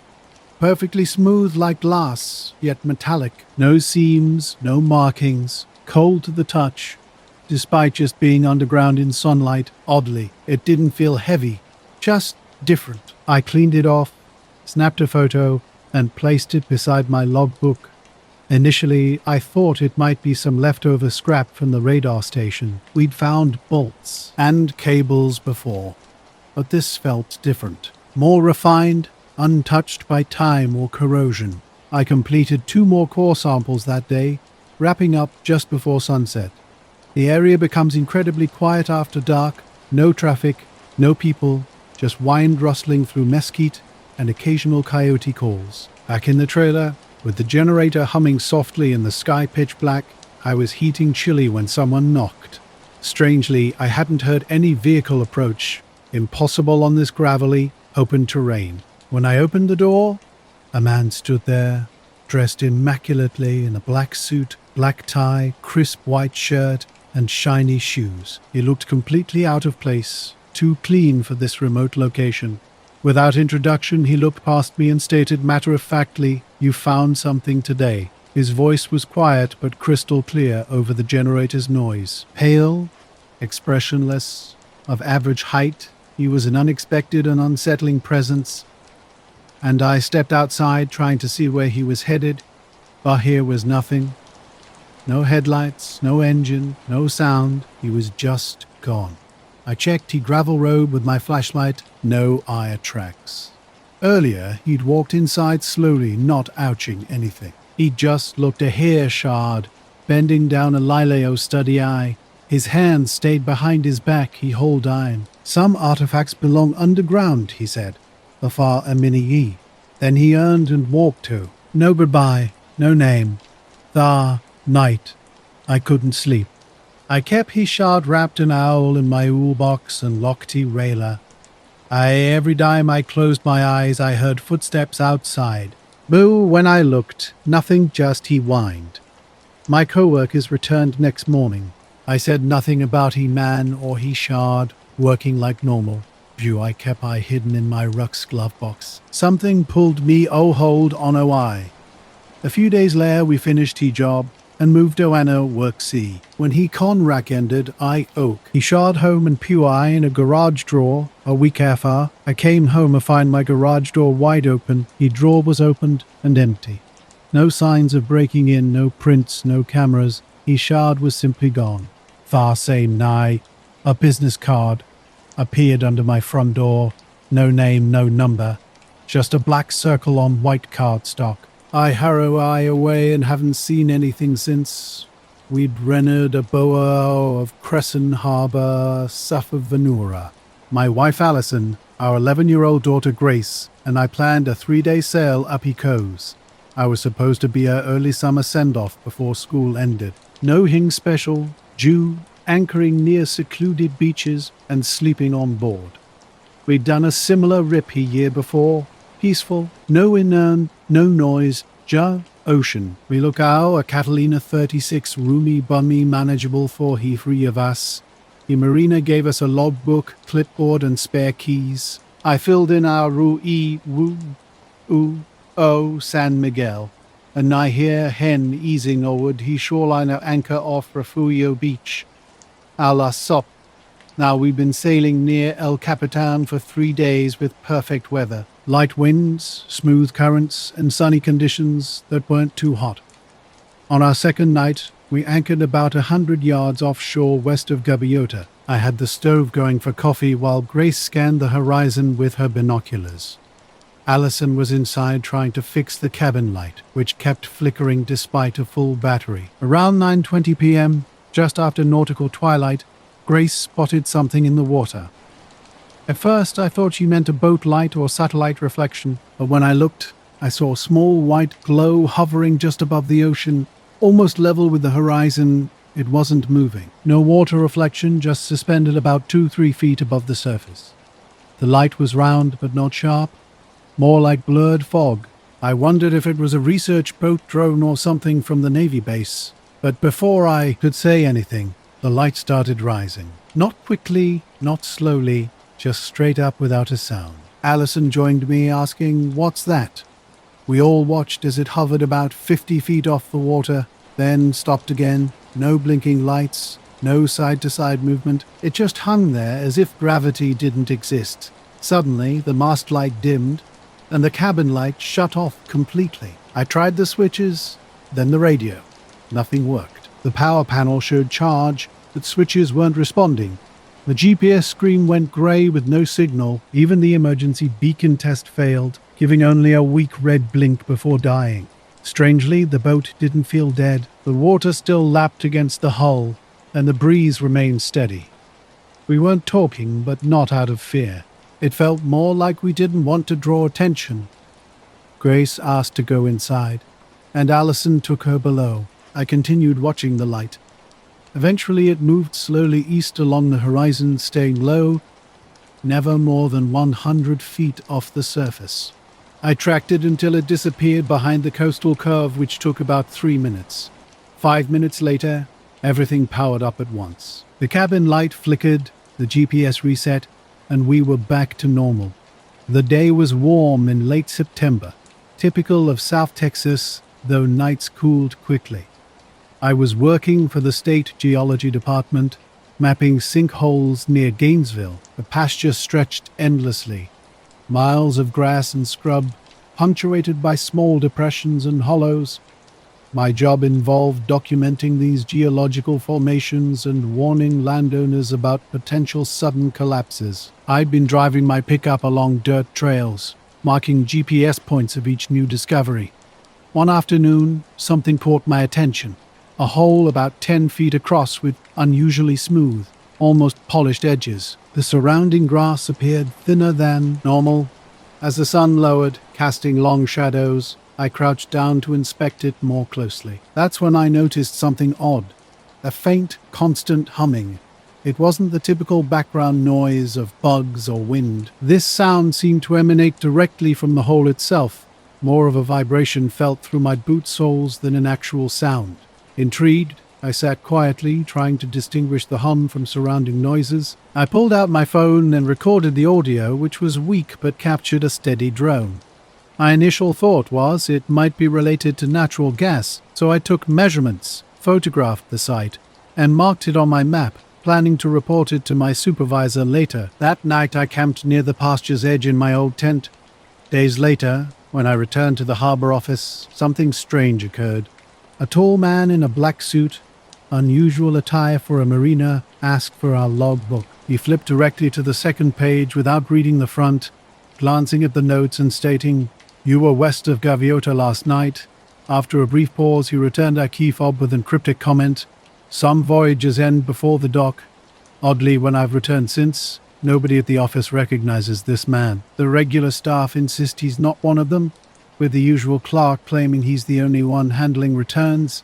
The radio had simply clicked back to its standby channel, with no error messages or logs of any interruption. The night was heavy but quiet. I was camped out near a sinkhole, with my gear spread around, a tent, camp stove, and cooler. Under a sky of sharp stars, I sat outside trying to listen for a persistent hum that seemed to vibrate just beneath the silence. Around midnight, something changed. A faint crunch of tires on dirt caught my attention. Looking out toward the pasture, I saw 2 vehicles, ATVs grass with their headlights off. They moved slowly and deliberately toward the sinkhole. I wanted to call out or flash my lantern, but something held me back. The air felt tense, like I wasn't supposed to witness this. As the vehicle stopped near the hole, two men emerged, dressed entirely in black from head to toe. They looked like security personnel or federal agents, but nothing about their clothing seemed official. No badges, just plain black suits and hats. With precise movements, they scanned the area around the sinkhole. I ducked behind a tree and watched. They pulled out strange black devices with blinking lights and buttons. Scanning the ground around the depression, one of them knelt down and placed his hand near the edge of the hole. Suddenly, the humming intensified, then stopped completely, as if the hole had gone dead. They exchanged quiet words, and one of them called out to me, "You shouldn't be here." I stepped out slowly, hands raised to show I wasn't a threat. His eyes were cold and sharp. He told me this site wasn't for study, dismissing my explanation about mapping sinkholes for the state. "Some places aren't meant to be disturbed," he said firmly. His companion watched me silently, like a hawk.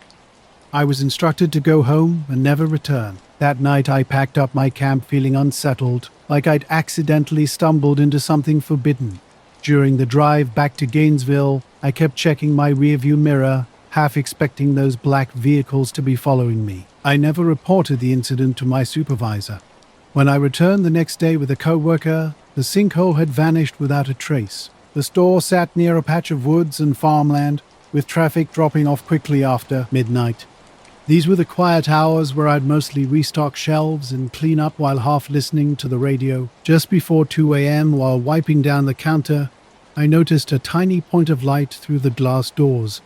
It hovered about 50 feet from the entrance near the edge of the parking lot. At first, I thought it might be a reflection from a street lamp or headlights, but the lot was empty and the nearest street lamp was a block away. The light was unusual. It stayed completely still, almost like a star stuck low near the tree line, but not moving or blinking like a plane or drone. I kept catching glimpses of it during breaks, and what felt weird was how long it remained in the exact same spot. Sometimes it looked closer, sometimes farther, but never moved horizontally, just hung there, seemingly watching. Around 3:30 a.m., the light got slightly brighter. I remember thinking it might be a forgotten flashlight or lantern, but when I checked, there was nothing. No car, no person.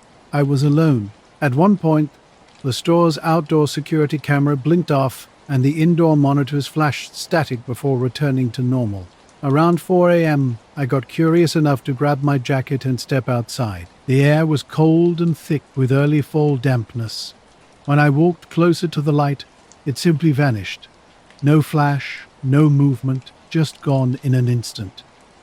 A few months later, I checked my phone and found the recording of the hum was also gone, like the file had never existed. I still don't know what I saw that night or who those men were, but whatever it wasn't just a typical occurrence. I was out early that morning, just after the sun started coming up, fixing some trail signs along the ridge in the southern part of the forest preserve. The morning was quiet, with birds starting their calls and leaves barely stirring. The cool air still held the pour. Night's dampness, creating a sense of calm that made me think the day would be completely ordinary. I'd been working in the preserve for about 5 years, mostly doing maintenance like fixing signs and clearing fallen branches. It was quiet work, nothing too exciting. The trail was narrow near the cliff's edge, and I had to be careful with my footing while replacing a faded directional sign that overlooked the valley below. Then I heard it, a low rumble, not like thunder, but more mechanical, almost like a distant engine. Looking up toward the steep cliff face to my left, that's when I saw it. A black disc, smooth and wingless, sliding silently behind the rock.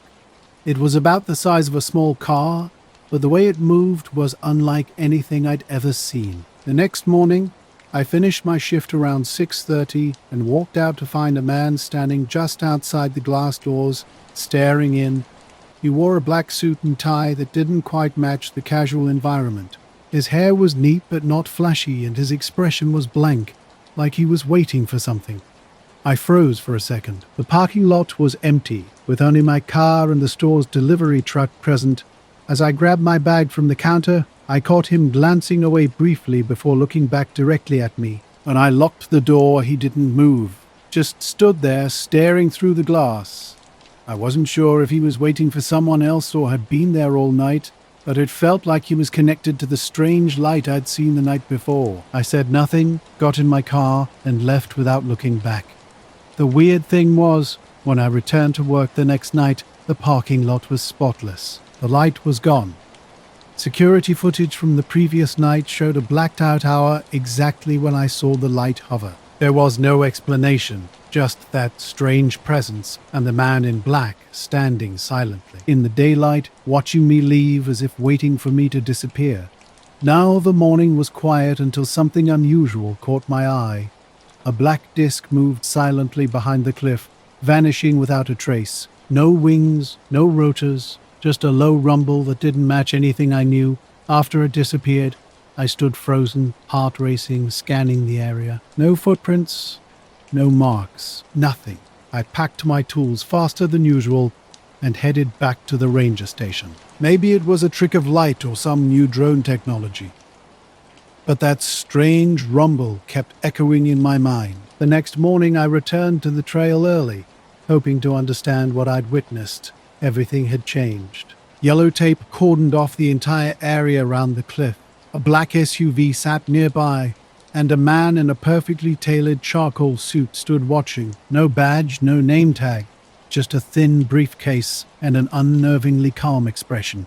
When I approached, he nodded as if expecting me. "You can't go past here," he said quietly but firmly. "This area is off limits."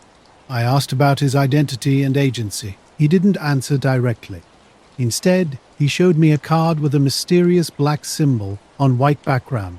No contact details. No department name. "Why is this area closed?" I pressed. His response was cryptic. "There are things here that don't belong to this world. It's better if people don't come near." His face revealed no humor, no softness, just absolute seriousness. For the first time since I started working the trails, this section was officially restricted. My attempts to get answers from my supervisor were futile. Emails and calls got stonewalled or ignored, as if the entire incident had been erased. Throughout the following week, I kept returning to the taped-off area, staring at the cliff. The forest felt different, heavier, more mysterious. At dusk, I'd catch fleeting glimpses of shapes that didn't quite belong, moving just beyond my vision. The man's final words haunted me. "We take care of things that shouldn't be seen. Like, the roads around South Mountain are mostly empty at night, just trucks and the occasional hiker." I drove a taxi in Phoenix for a couple years, mostly night shifts where you wait for calls in the dark, windshield fogged up, desert air heavy and still. It was around 11:30 p.m. when I got a call to pick someone up at a gas station near the 202. I figured it was just a local trying to get home or catch a ride to the airport. But when I pulled up, the guy looked different, not in a bad way, just off. He was mid-40s, clean-cut, wearing a black suit that didn't fit quite right, like it had been rented or thrifted. Dark sunglasses covered his eyes, even though it was night. When he slid into the back seat without a word, I asked, "Where to?" He glanced out toward the desert and said, "Anywhere you can drive me where I can see the stars clearly. I saw something out here, something incredible." I raised an eyebrow but suggested South Mountain. "I can get you a good view from up here." He nodded. As we drove, radio static crackled low, almost like whispers behind the music. The desert outside was silent except for occasional coyote howls. The guy didn't say much, just stared out the window. After about 20 minutes, we pulled over on a side road where city lights faded and the sky opened up. He stepped out and stood beside the cab, looking up. "You ever see anything you couldn't explain?" he asked, voice low. I shrugged. "Not really, just stars and the usual night creatures." He smiled briefly.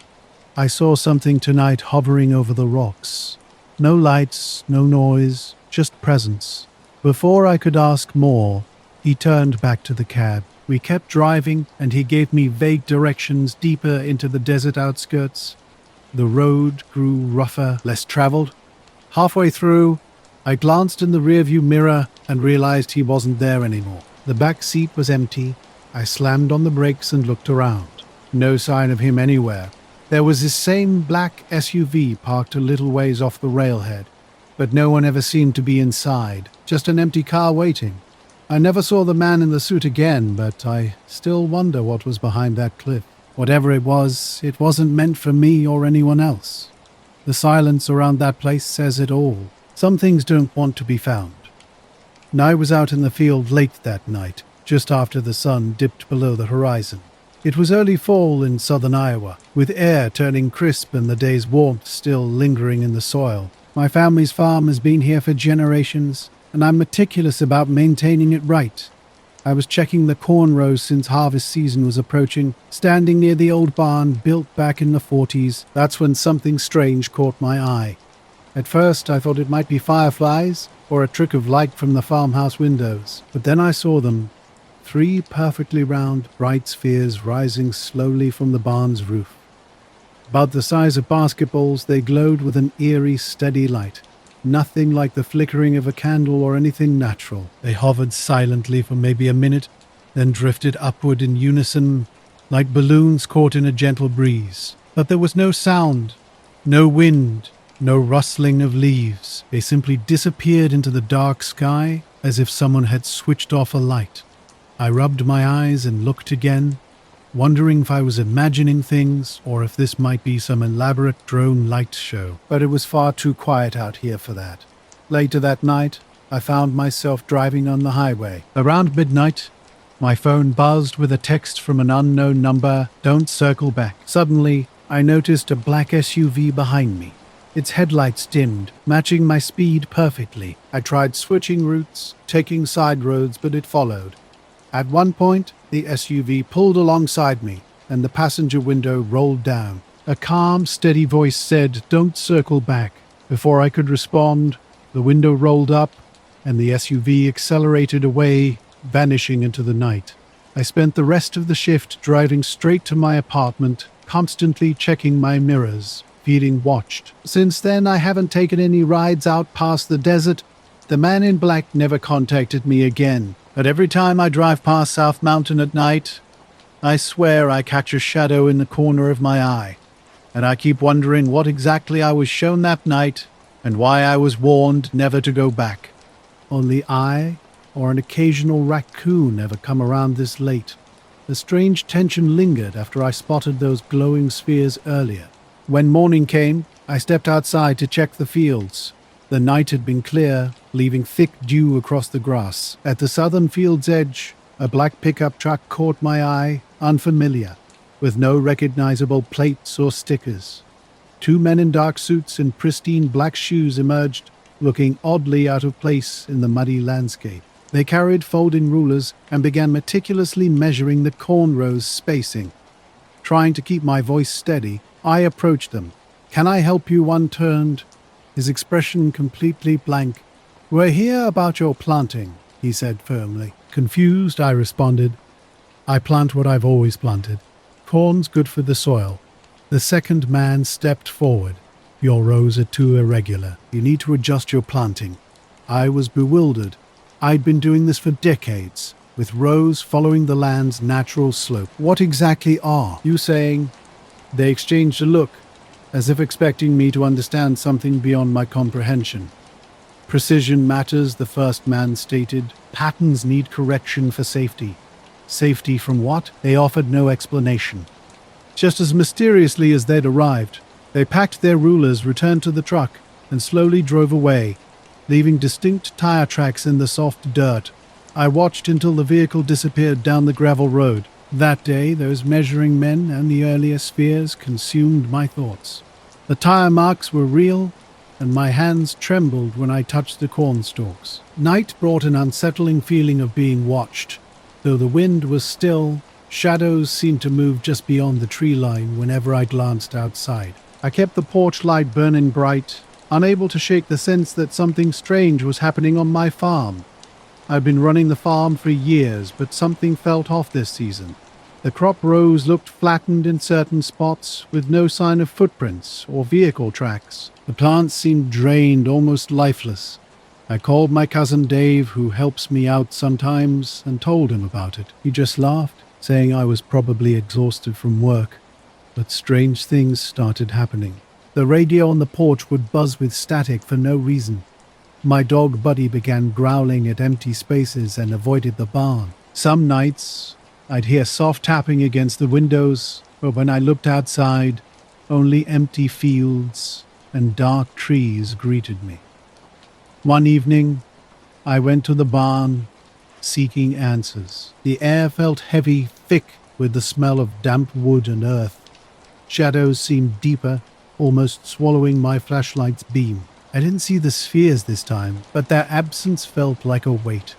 Walking slowly through the fields, I remembered the men in black with their blank faces. Their words, "Adjust your planting," sounded more like a command than advice. I'm still unsure what would have happened if I hadn't listened.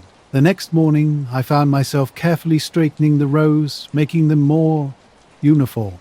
A few weeks have passed. The strange noises have diminished but haven't disappeared completely. I watched the night skies, hoping for some explanation. The truth is, I don't understand what's happening with those spheres or the men in black suits, and I'm not sure I want to. Around the same time, I took a trip to Joshua Tree. As a photographer who usually captures landscapes and street scenes, I wanted to try something different. The desert murals on old concrete walls near the rails caught my attention, weird, colorful, and slightly creepy. They seemed perfect for a new project. I arrived late in the afternoon, ready to explore. The desert was dry and hot, with a cool breeze stirring dust around my boots. The sun was still high, but starting to dip lower. Near one of the murals, I set up to take some photographs. A massive wall covered in strange shapes and human figures twisted into impossible angles, their faces half hidden behind intricate patterns. I moved around, trying different angles and playing with the fading sunlight and shadows. At first, everything seemed normal, but as the sun dropped lower, something caught my eye that didn't make sense. The shadows on the wall weren't matching up with anything casting them. These weren't ordinary shadows. They shifted and changed shape independently, stretching in directions that defied the sun's position. Sometimes a shadow would vanish completely, even though the object it belonged to was right there. I initially thought it might be a trick of the light or the wall's texture affecting perspective. For nearly an hour, I watched these shadows move on their own, bending and twisting as if they were alive. That's when I noticed him. He was wearing a crisp black suit, standing just off to the side near the mural's edge, watching me silently. I froze, then slowly lowered my camera. He stepped forward deliberately. His age was hard to pinpoint, somewhere between his 30s and 40s, with an eerily blank expression that never changed. Without asking, he ran his fingers over my camera strap, touching the leather and the various pins from old shows and souvenirs. "Some frames aren't for the public eye," he said quietly. It wasn't quite a walk. Then, incredibly, he turned and walked straight into the mural. I blinked, and he seemed to vanish into the painted figures, like stepping through an invisible door. I stood there, my camera hanging from my neck, trying to make sense of what I'd just seen. No light trick or shadow play could explain someone disappearing like that. I called out, but only the wind answered, picking up dust around me. I searched everywhere behind the mural, around the rocks, but found no trace of him. That night, back in the small motel, I went through my photographs, still processing the bizarre encounter. Nights on my apartment roof have always been my escape. An old bench, some leftover cushions, and my telescope setup. It's nothing fancy, just my personal sanctuary where city noise fades and the sky looks clearer than anywhere else. Amateur astronomy has been my passion for years. Late September, everything started. The air was cool and crisp, not cold yet. I was studying shadows in images, catching little glitches when zoomed in, parts that looked like ripples or faint flickering edges. My camera might be malfunctioning, I thought. A weird tapping noise kept coming from the motel window. Every time I looked, nothing was there. Unknown numbers texted my phone with random letter strings, which I quickly deleted. The next day, I returned to the mural. The desert felt hotter, less forgiving. The black-suited man was gone, but I still felt watched. Shadows on the mural moved separately from objects, which struck me as odd. Then I saw them, 2 sets of footprints perfectly pressed into the dirt.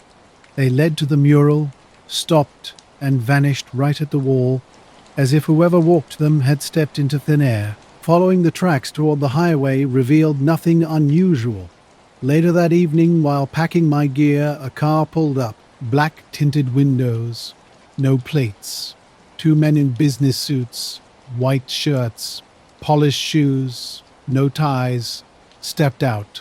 One approached me silently, examined my camera strap like the first guy had, then looked me straight in the eye. "Be careful with what you capture," he said softly. "Not everything should be recorded." The other man scanned the mural in silence.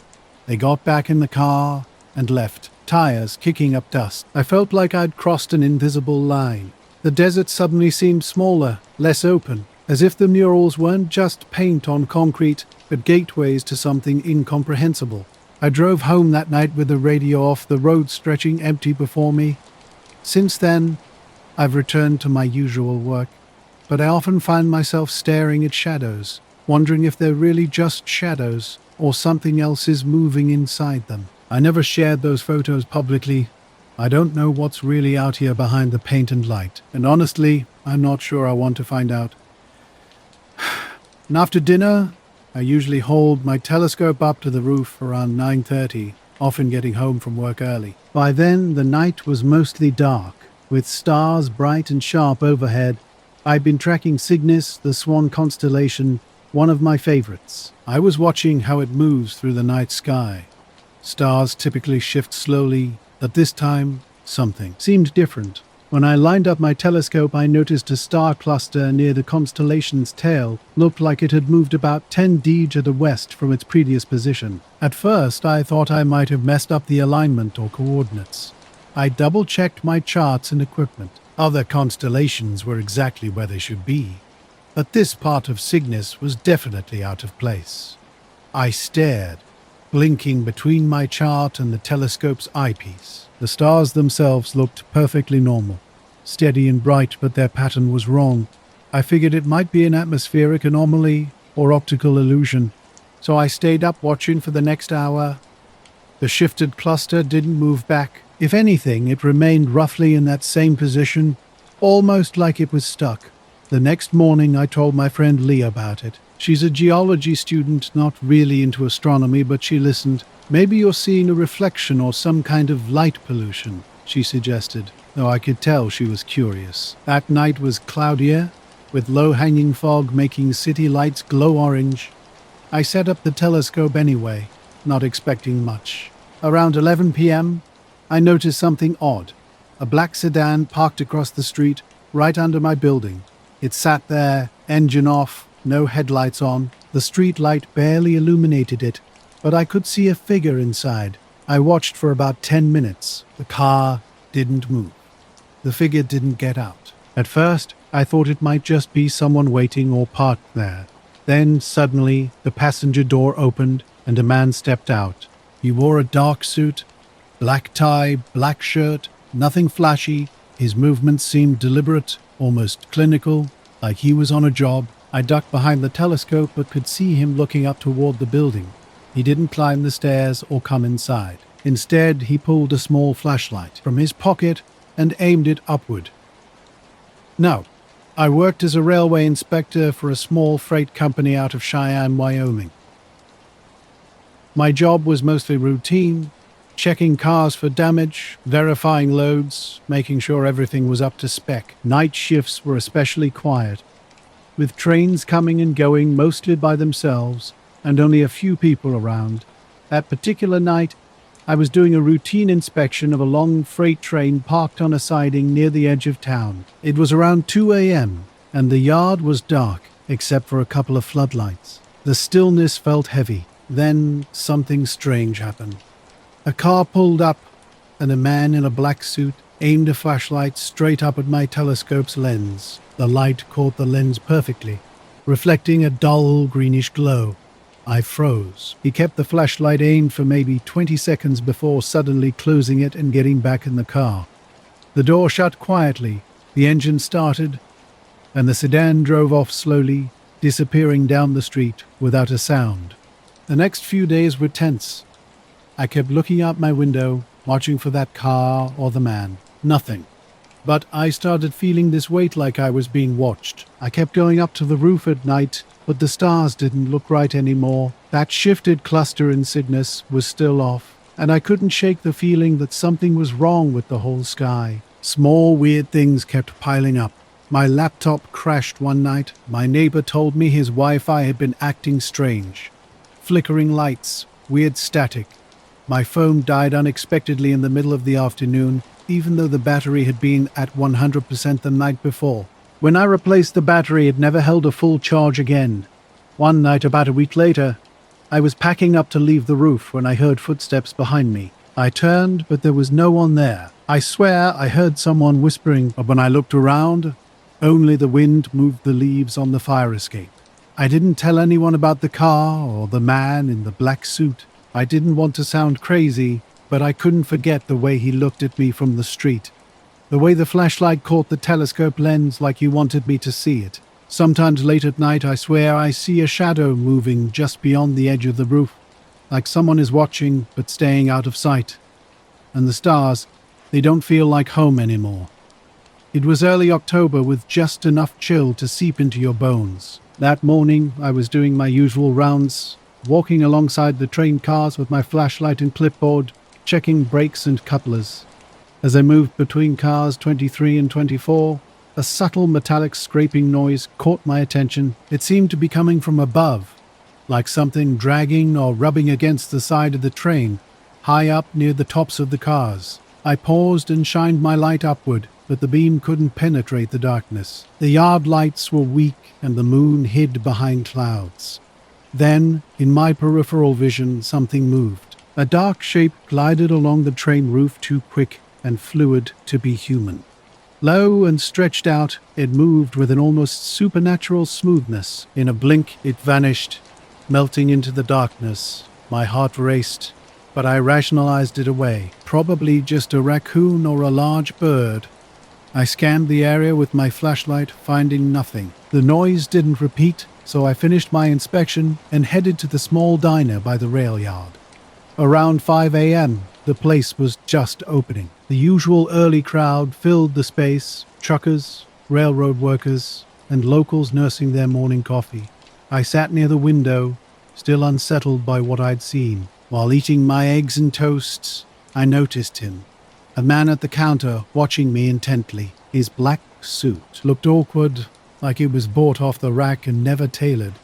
The collar was too tight, the sleeves too short. His hair was slicked back, his face pale and blank. He approached my table, uninvited, and slid into the seat across from me. 6 or 10 car lengths back, he asked quietly. Confused, I stared at him. He leaned forward, insisting the exact position mattered. When I asked who he was, he simply smiled, a smile that didn't reach his eyes. Just someone keeping an eye on things, he said. It's important you remember where it was. I tried to brush him off. I was just a rail inspector after all. Drone photography was my job, capturing industrial sites from unique perspectives. Nothing glamorous, but it paid the bills. I liked the challenge of seeing things from angles most people never would. That evening, I was out on a Louisiana offshore rig, working a typical late summer night on the Gulf. Calm weather, a bit humid and warm. My client wanted twilight footage, rig lights coming on as the sun set. I launched my drone from a supply boat, flying around to capture the requested shots. Halfway through the shoot, something caught my eye to the northeast. At first, I thought it was another supply boat, but something seemed off. The shape wasn't right. A rounded object hovered quietly above the water, barely moving.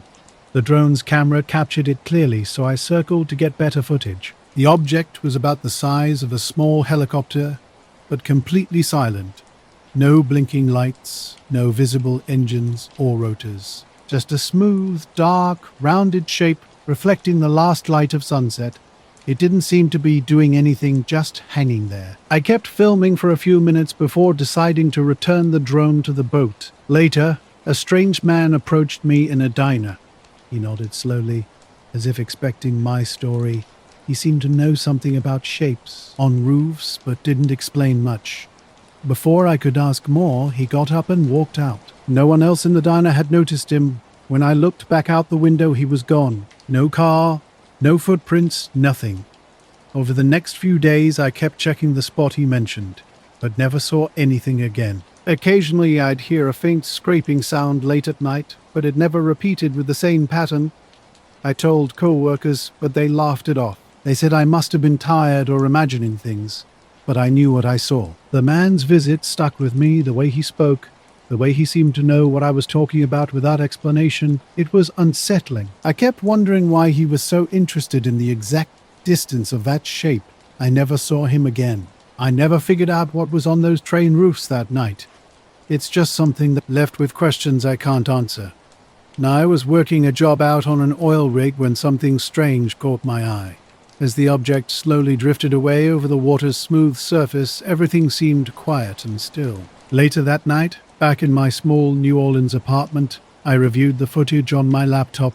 The object was perfectly clear against the dim sky. It didn't resemble any aircraft I recognized, though I kept second-guessing myself.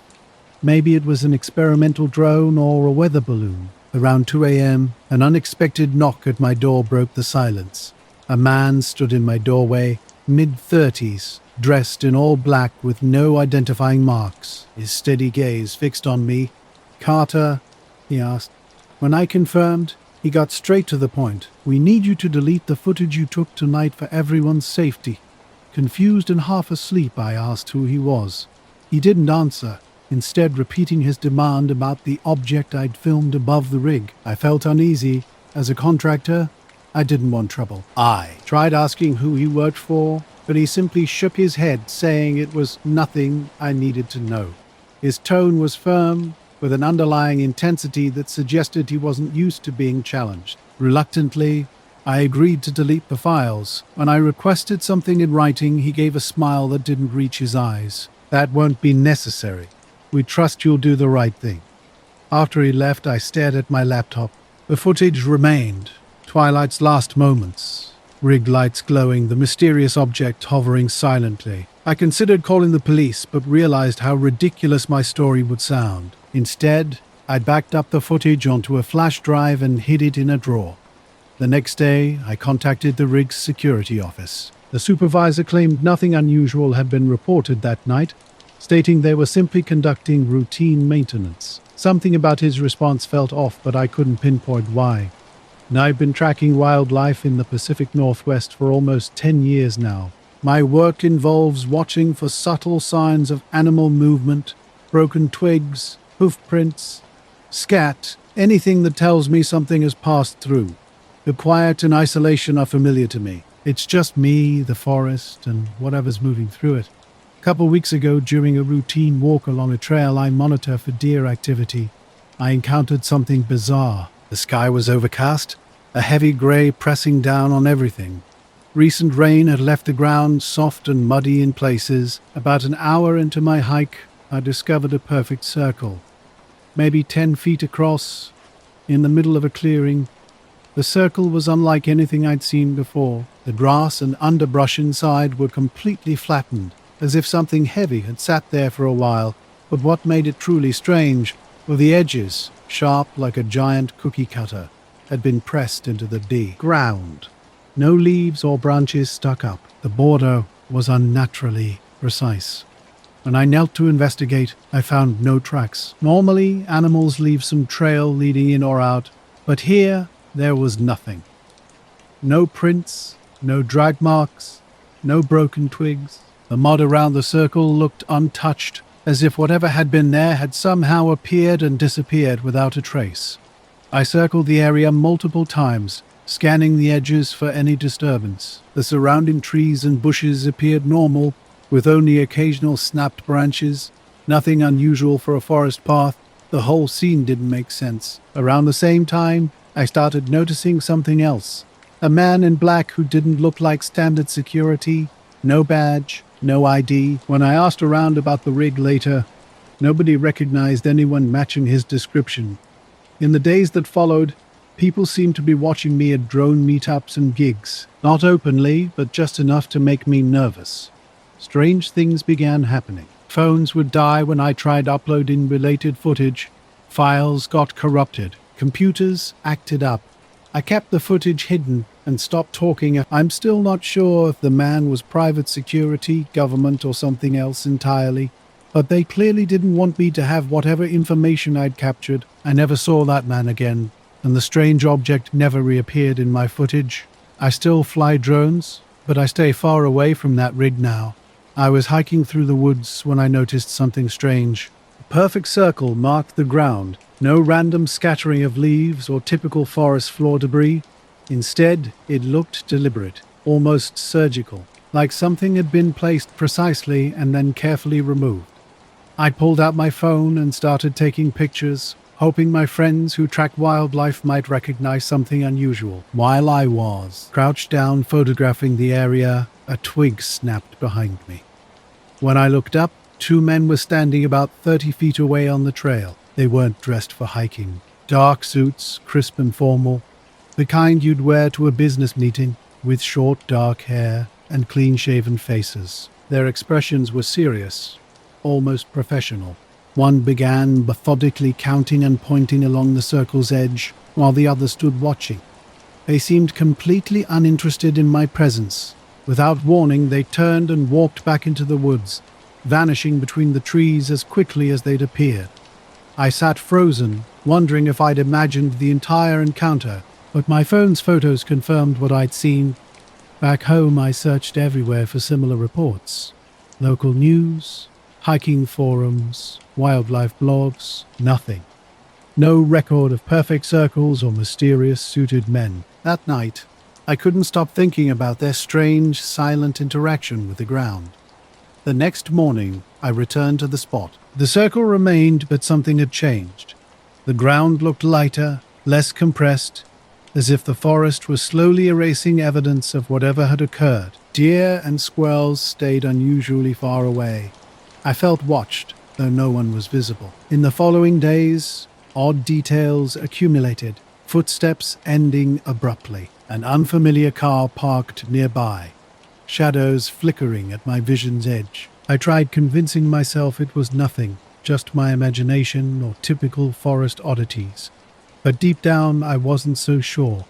The burned field lay silent before dawn, a charred landscape of broken stalks and blackened earth. Fog blanketed everything, so thick I could barely see past 20 feet.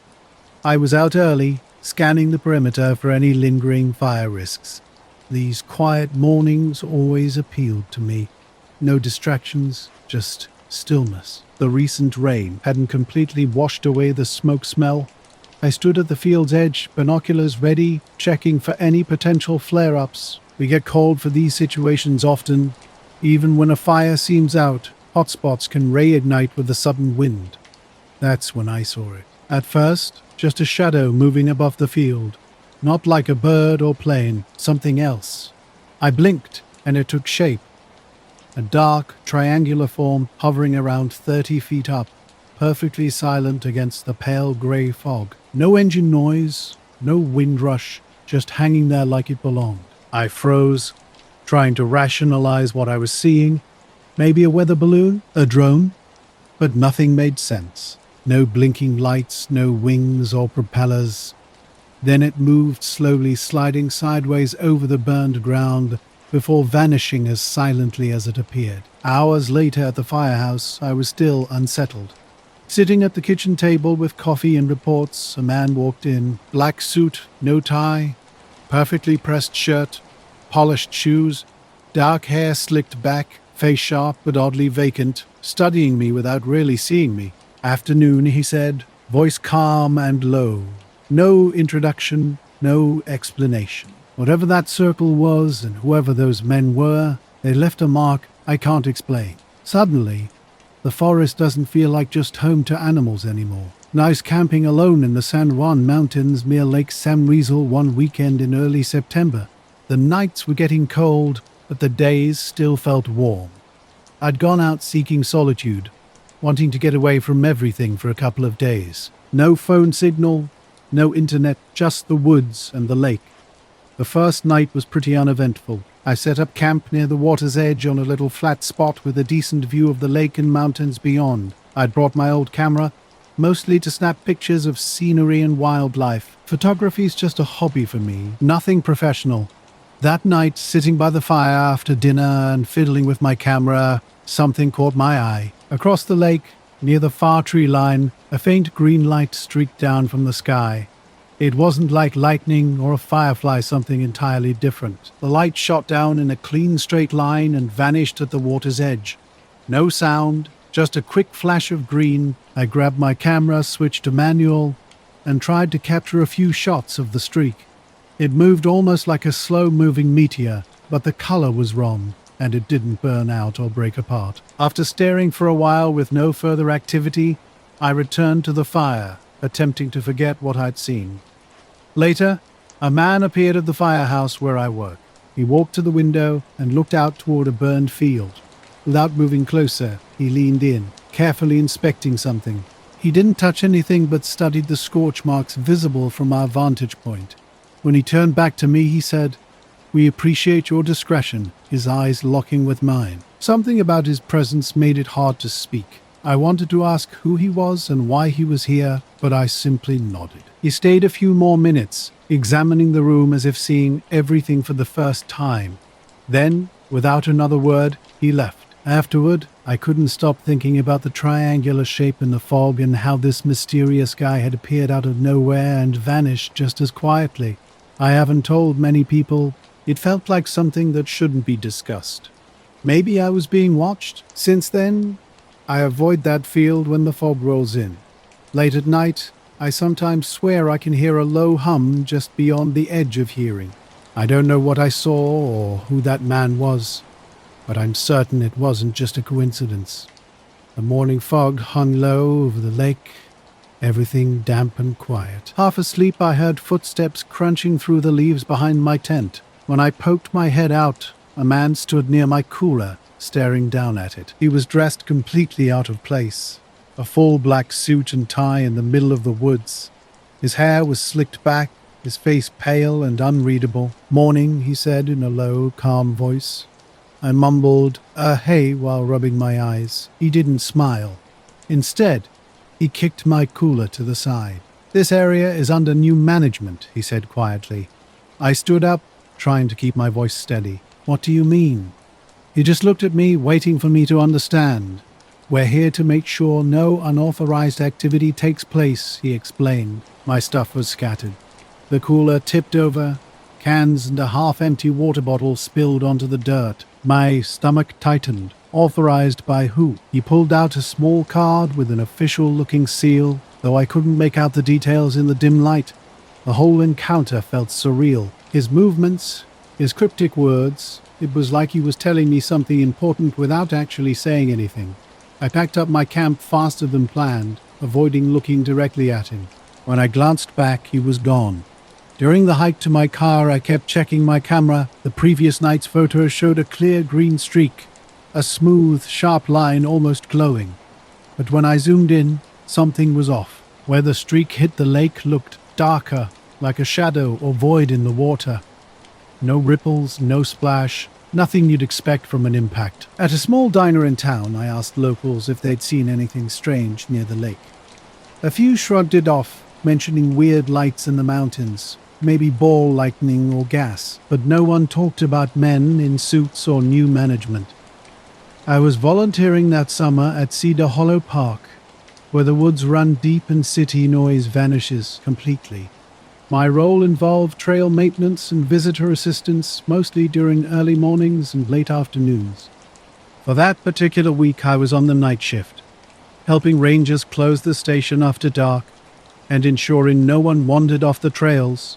The night in question was clear and cold, with a bright, sharp moon casting long shadows through the trees. After the last group left around 11 p.m., I stayed late at the station to finish some paperwork. The park was quiet, broken only by occasional leaf rustles and distant owl calls. I decided to take a quick walk to stretch my legs before locking up, heading down a lesser-used trail near the old oak grove. The air was rich with damp earth and pine needles, and moonlight filtered through branches in thin, pale strips. That's when I saw it. A smooth, almost perfect shape drifting silently between the trees. It caught the moonlight so sharply, it looked like a mirror floating just above the ground, reflecting everything around it. Branches, sky, and the faint moon glow. I stopped dead, my heart skipping a beat. This wasn't moving like any animal or anything I'd ever seen. No wings, no legs. Just sliding slowly, smoothly, as if gliding on an invisible current. I blinked, trying to make sense of it. But it remained for maybe 20 seconds, drifting between trees before disappearing deeper into the shadows. I thought it might be a piece of trash, a shiny tarp or a loose sign, but nothing moved or flapped in the wind. It was completely silent and steady, almost alive but cautious. I pulled out my phone, but when I looked back, it was gone. No trace. I checked the news afterward. No reports of crashes, no searches, no missing hikers. The lake was just the same as always. I've been back to that area a few times since, but I haven't seen the man in black again. I don't know what that green light was or why. Someone would come out here to tell me the lake was under new management. It's just a quiet spot, surrounded by trees and mountains. But something about that night and morning didn't fit. It was like the place wasn't quite the same anymore, even if nothing else had changed. No, I was wrapping up my shift at the ranger station when something caught my attention. A black SUV rolled up silently, its darkly tinted windows revealing nothing. No license plate. The engine ran so quietly it was almost unnerving. A man stepped out looking perfectly put together in a crisp black suit, white shirt, and neatly arranged tie. Something about him felt off, like he didn't quite belong. He walked directly to the station door and stopped right in front of me.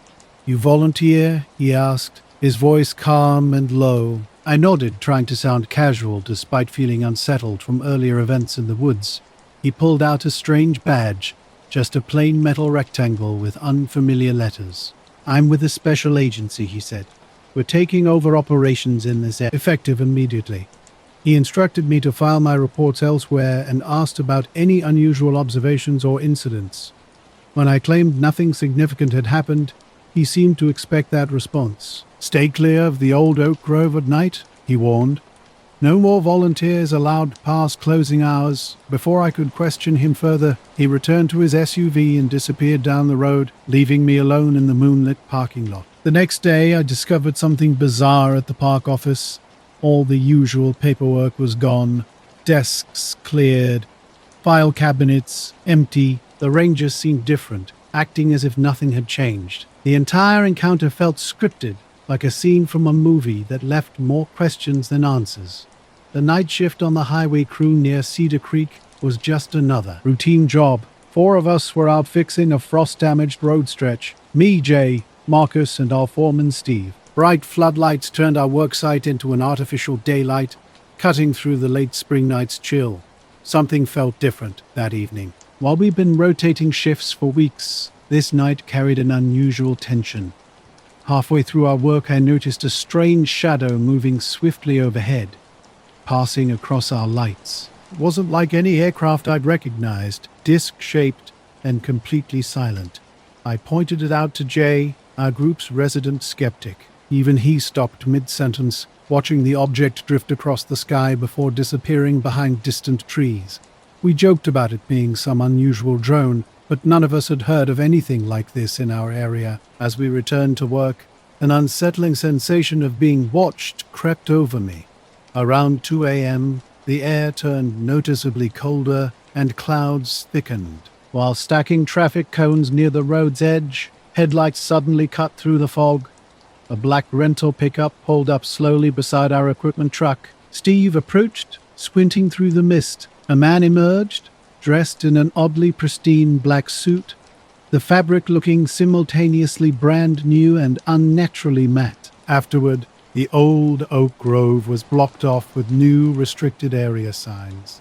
No entry was allowed after dark. I never told anyone about the mirrored object or the man in black. Somehow, I knew I wouldn't be believed. Now, walking at night, I often catch myself scanning toward the oak grove, half expecting to see that strange silver shape drifting silently through branches, but it never reappears. I'm left wondering if it was ever really there at all. Not. A guy showed up, his shoes silent on the gravel. His movements were odd, like he didn't quite belong. He pulled out a small handheld scanner and waved it over our helmets, beeping quietly as he scanned each of us. "Your shift's moved," he said in a flat, almost mechanical voice. Steve frowned. "Moved where?" The man's response was curt. "No longer your jurisdiction." He folded away the scanner and looked around, seemingly expecting someone. Then he reached into his pocket and pulled out a folded sheet of paper. The document bore a big red, confidential stamp. Cedar Creek Project was written at the top. When Steve unfolded it, I could barely make out the details in the dim light. Something about a temporary halt and reassignment to an unfamiliar location. I asked who sent him, but he just stared at me like I shouldn't be there. "You won't get more details," he said. "You'll receive new instructions." Then he turned, walking back to the truck. The engine was running before he even sat down. The headlights blinked once, and suddenly the truck vanished into the fog. We stood in silence. Steve crumpled the paper in his hand. Jay broke the quiet. "That's the weirdest shift I've ever seen." Marcus asked if it might be a prank, but I wasn't convinced. The guy's cold eyes and that unusual scanner made me uneasy. We packed up our tools, but something felt off. I kept glancing over my shoulder, half expecting to see those lights or that strange shadow again. The night remained quiet, and when we left, the road behind us looked untouched. The next day, everything seemed normal.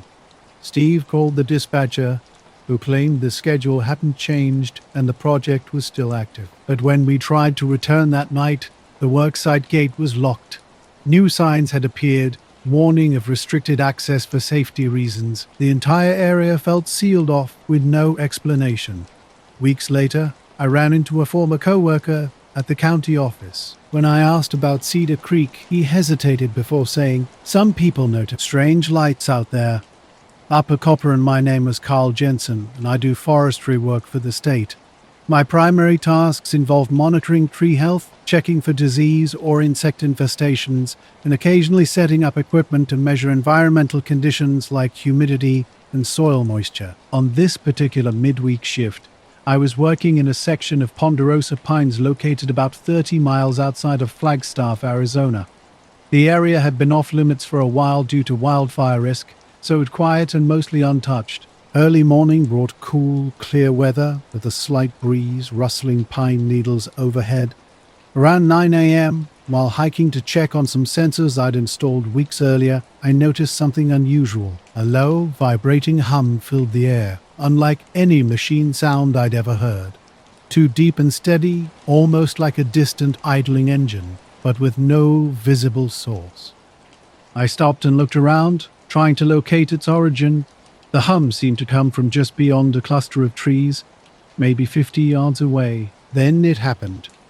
A smooth, dark shape slipped silently between the tree trunks. I call it a shape because I couldn't make out any clear form. No edges, no seams, just a black mass, almost reflective in the sunlight filtering through the forest canopy. It moved with fluid grace, more like gliding than walking or rolling.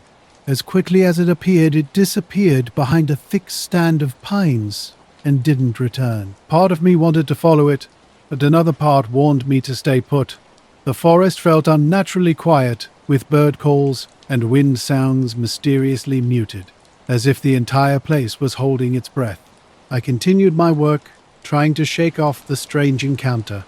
The rest of the morning passed uneventfully. I completed my rounds, tested the equipment, and noted my readings, but that dark shape kept haunting my thoughts. By noon, I was back at the ranger station for lunch. A man walked in who looked completely out of place. That's all I know. The whole thing remains hush-hush now. I don't know what that shadow was, or who the suited guy really worked for, but I know our shift ended that night, whether the paper said so or not. The experience hangs in my mind like something you half see out of the corner of your eye, there but vanishing when you look straight on.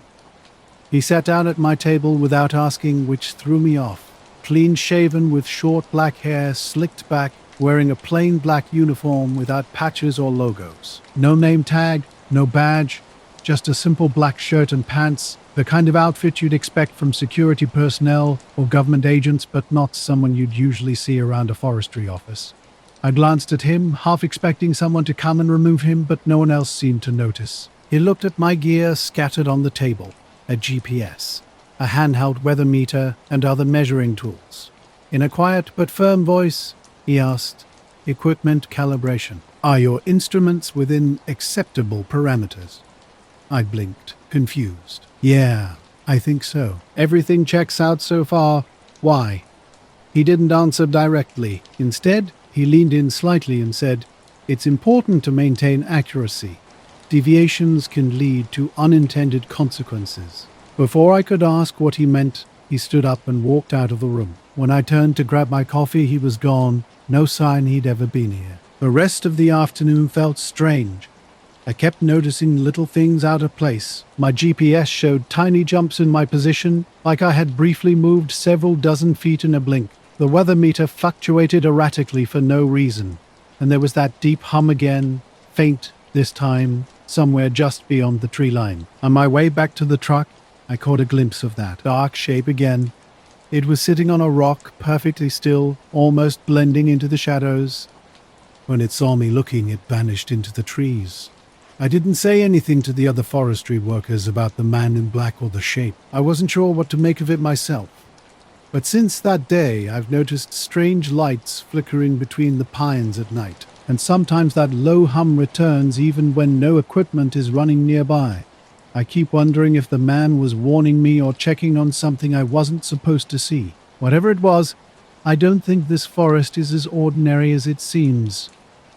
And I saw a bright streak across the morning sky, almost blinding, a sharp line cutting through like it didn't belong. No sound, no blinking lights, just a clean, glowing line dragged across the horizon. I shook my head, thinking maybe I was still groggy. At the clinic, everything felt off. I always arrive early to check on the nocturnal animals, owls, bats, and injured raccoons. Walking into the cage room, I immediately noticed something strange. Every single cage door was open. This made no sense. I'm meticulous about securing those doors every night, and the animals hadn't escaped on their own. There was no noise, no rustling, no barking. All the animals were still inside their cages, huddled quietly. No signs of damage or struggle. Just open doors, all unlocked. I checked the security cameras later that morning, hoping for an explanation. Maybe a clever raccoon or an accidentally jarred door. But the footage showed nothing unusual. No movement near the cage room during the night. I tried calling other staff, but it was too early. I didn't want to cause panic, so I locked everything up and went about my day. But I couldn't shake the feeling of being watched. That evening, while locking up, I saw him outside the clinic's front door. The man in a black suit, straight out of the 1950s, jacket tight, tie perfectly knotted, shoes shining almost too brightly for our small rural town. He stood silently, holding out a key ring with a small white tag. Neat printed letters read, "Do not use." He showed no expression, gave no indication of his purpose. When I asked who he was, he simply shook his head and walked away, disappearing into the gathering dusk. I was left standing under the streetlight, the keys in my hand, the "Do Not Use" label staring back at me. I still don't know what to do with those keys. Like my photography work has always centered on capturing lightning. It's a strange obsession, but something about that raw energy cutting through the sky draws me in completely. One particularly humid evening, I was out on the edge of town chasing storms, set up near a dirt road where power line pylons stretch across an open field. The atmosphere that night felt unusual. The air was thick, like something you could slice with a knife. An unnatural silence hung everywhere, no crickets chirping, no wind rustling grass, just this heavy, oppressive quiet. As I watched the clouds darken with my camera ready, waiting for a good strike, a sudden bolt lit up the sky sharp and close. I snapped the photo. When I lowered my camera, something caught my eye. Between two pylons, The dark shape flickered momentarily, almost like a silhouette. Perfectly round, not glowing or flashing, just shifting like a shadow slipping between metal towers. I blinked, trying to rationalize it as a trick of light or maybe a drone. Checking my camera screen, I zoomed in on the recent shot. There it was, faint but unmistakable, a round shape hovering near the power lines, captured by the lightning's flash. It looked solid, definitely not a reflection or lens flare. My heart skipped, though I tried convincing myself it was just a weather balloon. 2 days later, was editing those photos at a quiet downtown cafe. The place was nearly empty when a man in a plain black suit walked in and sat directly across from me without a word. I looked up, startled. The clinic seemed normal. No open cages, no missing animals. But sometimes when the light is just right at dawn, I swear I see something moving outside, just a shadow, or maybe a figure in a black suit watching from the edge of the trees. The key ring still sits on my kitchen table, untouched since that night. Hi. He was a quiet man with an intensity that made me uncomfortable. I see you've been photographing the storm near the pylons, he said. Before I could respond, he grabbed my laptop and pulled up the photo with the dark disk. Right there in the cafe, he printed a black and white copy using a small portable printer I hadn't even noticed in his briefcase. Sliding the print across the table, he locked eyes with me. If you decide to share this image, consider framing it differently, he said with a thin smile. Then, just like that, he was gone. I was too confused to respond. Looking down at the print, I noticed something new. The disc-shaped silhouette was even more visible in black and white, with subtle distortions around it, like the air was bending or shimmering. After that, strange things began happening. My phone started. Calls would drop without explanation. My GPS would glitch, showing me in places I hadn't been. I began noticing people watching me from the corner of my eye. Men in plain black clothes blending into crowds they never approached. But their presence was unmistakable. One night, I went out again to photograph lightning, hoping to catch another shot or understand what I'd seen. The storm was rolling in, and the wind had picked up. As I set up my camera, lightning flashed, and for a moment I thought I saw that disc again flickering just beyond the pylons. But when I raised my camera, it was gone. I left quickly, feeling tense. The next morning, a small envelope was slipped under my door. Inside was a Polaroid, an instant photo of my apartment window taken from outside. The image was grainy, but I could make out my reflection in the glass. And behind me, just a faint shadow that looked like a man in a suit.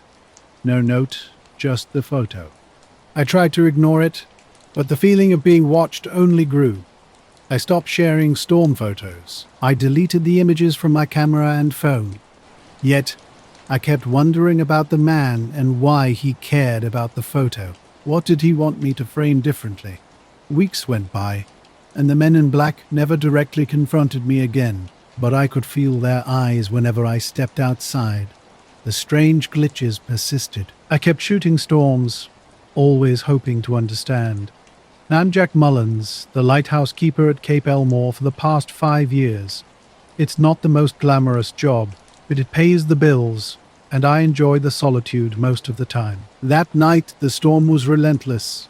Rain hammered against the windows, and the wind howled as if it wanted to tear the lighthouse from its foundation. I was alone, sitting in the small kitchen area, watching waves crash beneath me while jotting down notes in the logbook about wind speeds and visibility. The radio crackled with static, broadcasting routine weather reports. Around midnight, at the storm's peak, I stepped out onto the balcony for a quick check. Something caught my eye out over the water, a faint, steady glow bobbing with the waves. It didn't look like any boat or buoy. The light moved deliberately, almost purposefully. It would dip beneath the surface and then resurface, creating an eerie sensation that it was watching me as much as I was watching it. I tried to call it in, but the radio only produced scratchy static. No response. I stood there for a long time, observing this strange light pulse in the dark, stormy sea until it slowly faded away as dawn approached and the storm began to subside. The next morning was calm, with clear skies that made the ocean look almost peaceful. after the previous night's chaos. I went about my usual routine, checking equipment, cleaning lenses, and recording storm details in my logbook. Around noon, an unexpected knock came at the door. Two men stood outside, dressed in black suits, black ties, and shiny shoes that looked straight out of a 1950s detective film. They didn't introduce themselves. One held up my logbook while the other stared at me intently. They flipped through the pages slowly, circling certain dates in red ink. I never fully caught a glimpse of the disc or figured out exactly what it was. Some things don't want to be seen, and some pictures aren't meant to be shared as they are. Two men approached me with a logbook, their demeanor tense and guarded. "You're advised to exercise discretion," one said quietly, his voice calm but weighted with unspoken meaning. When I pressed for details, they exchanged a brief glance before responding. Some nights are better left unrecorded. They handed back the logbook and vanished down the gravel path, leaving me with a growing sense of unease. Flipping through the pages, I noticed red circles marking entries methodical and deliberate.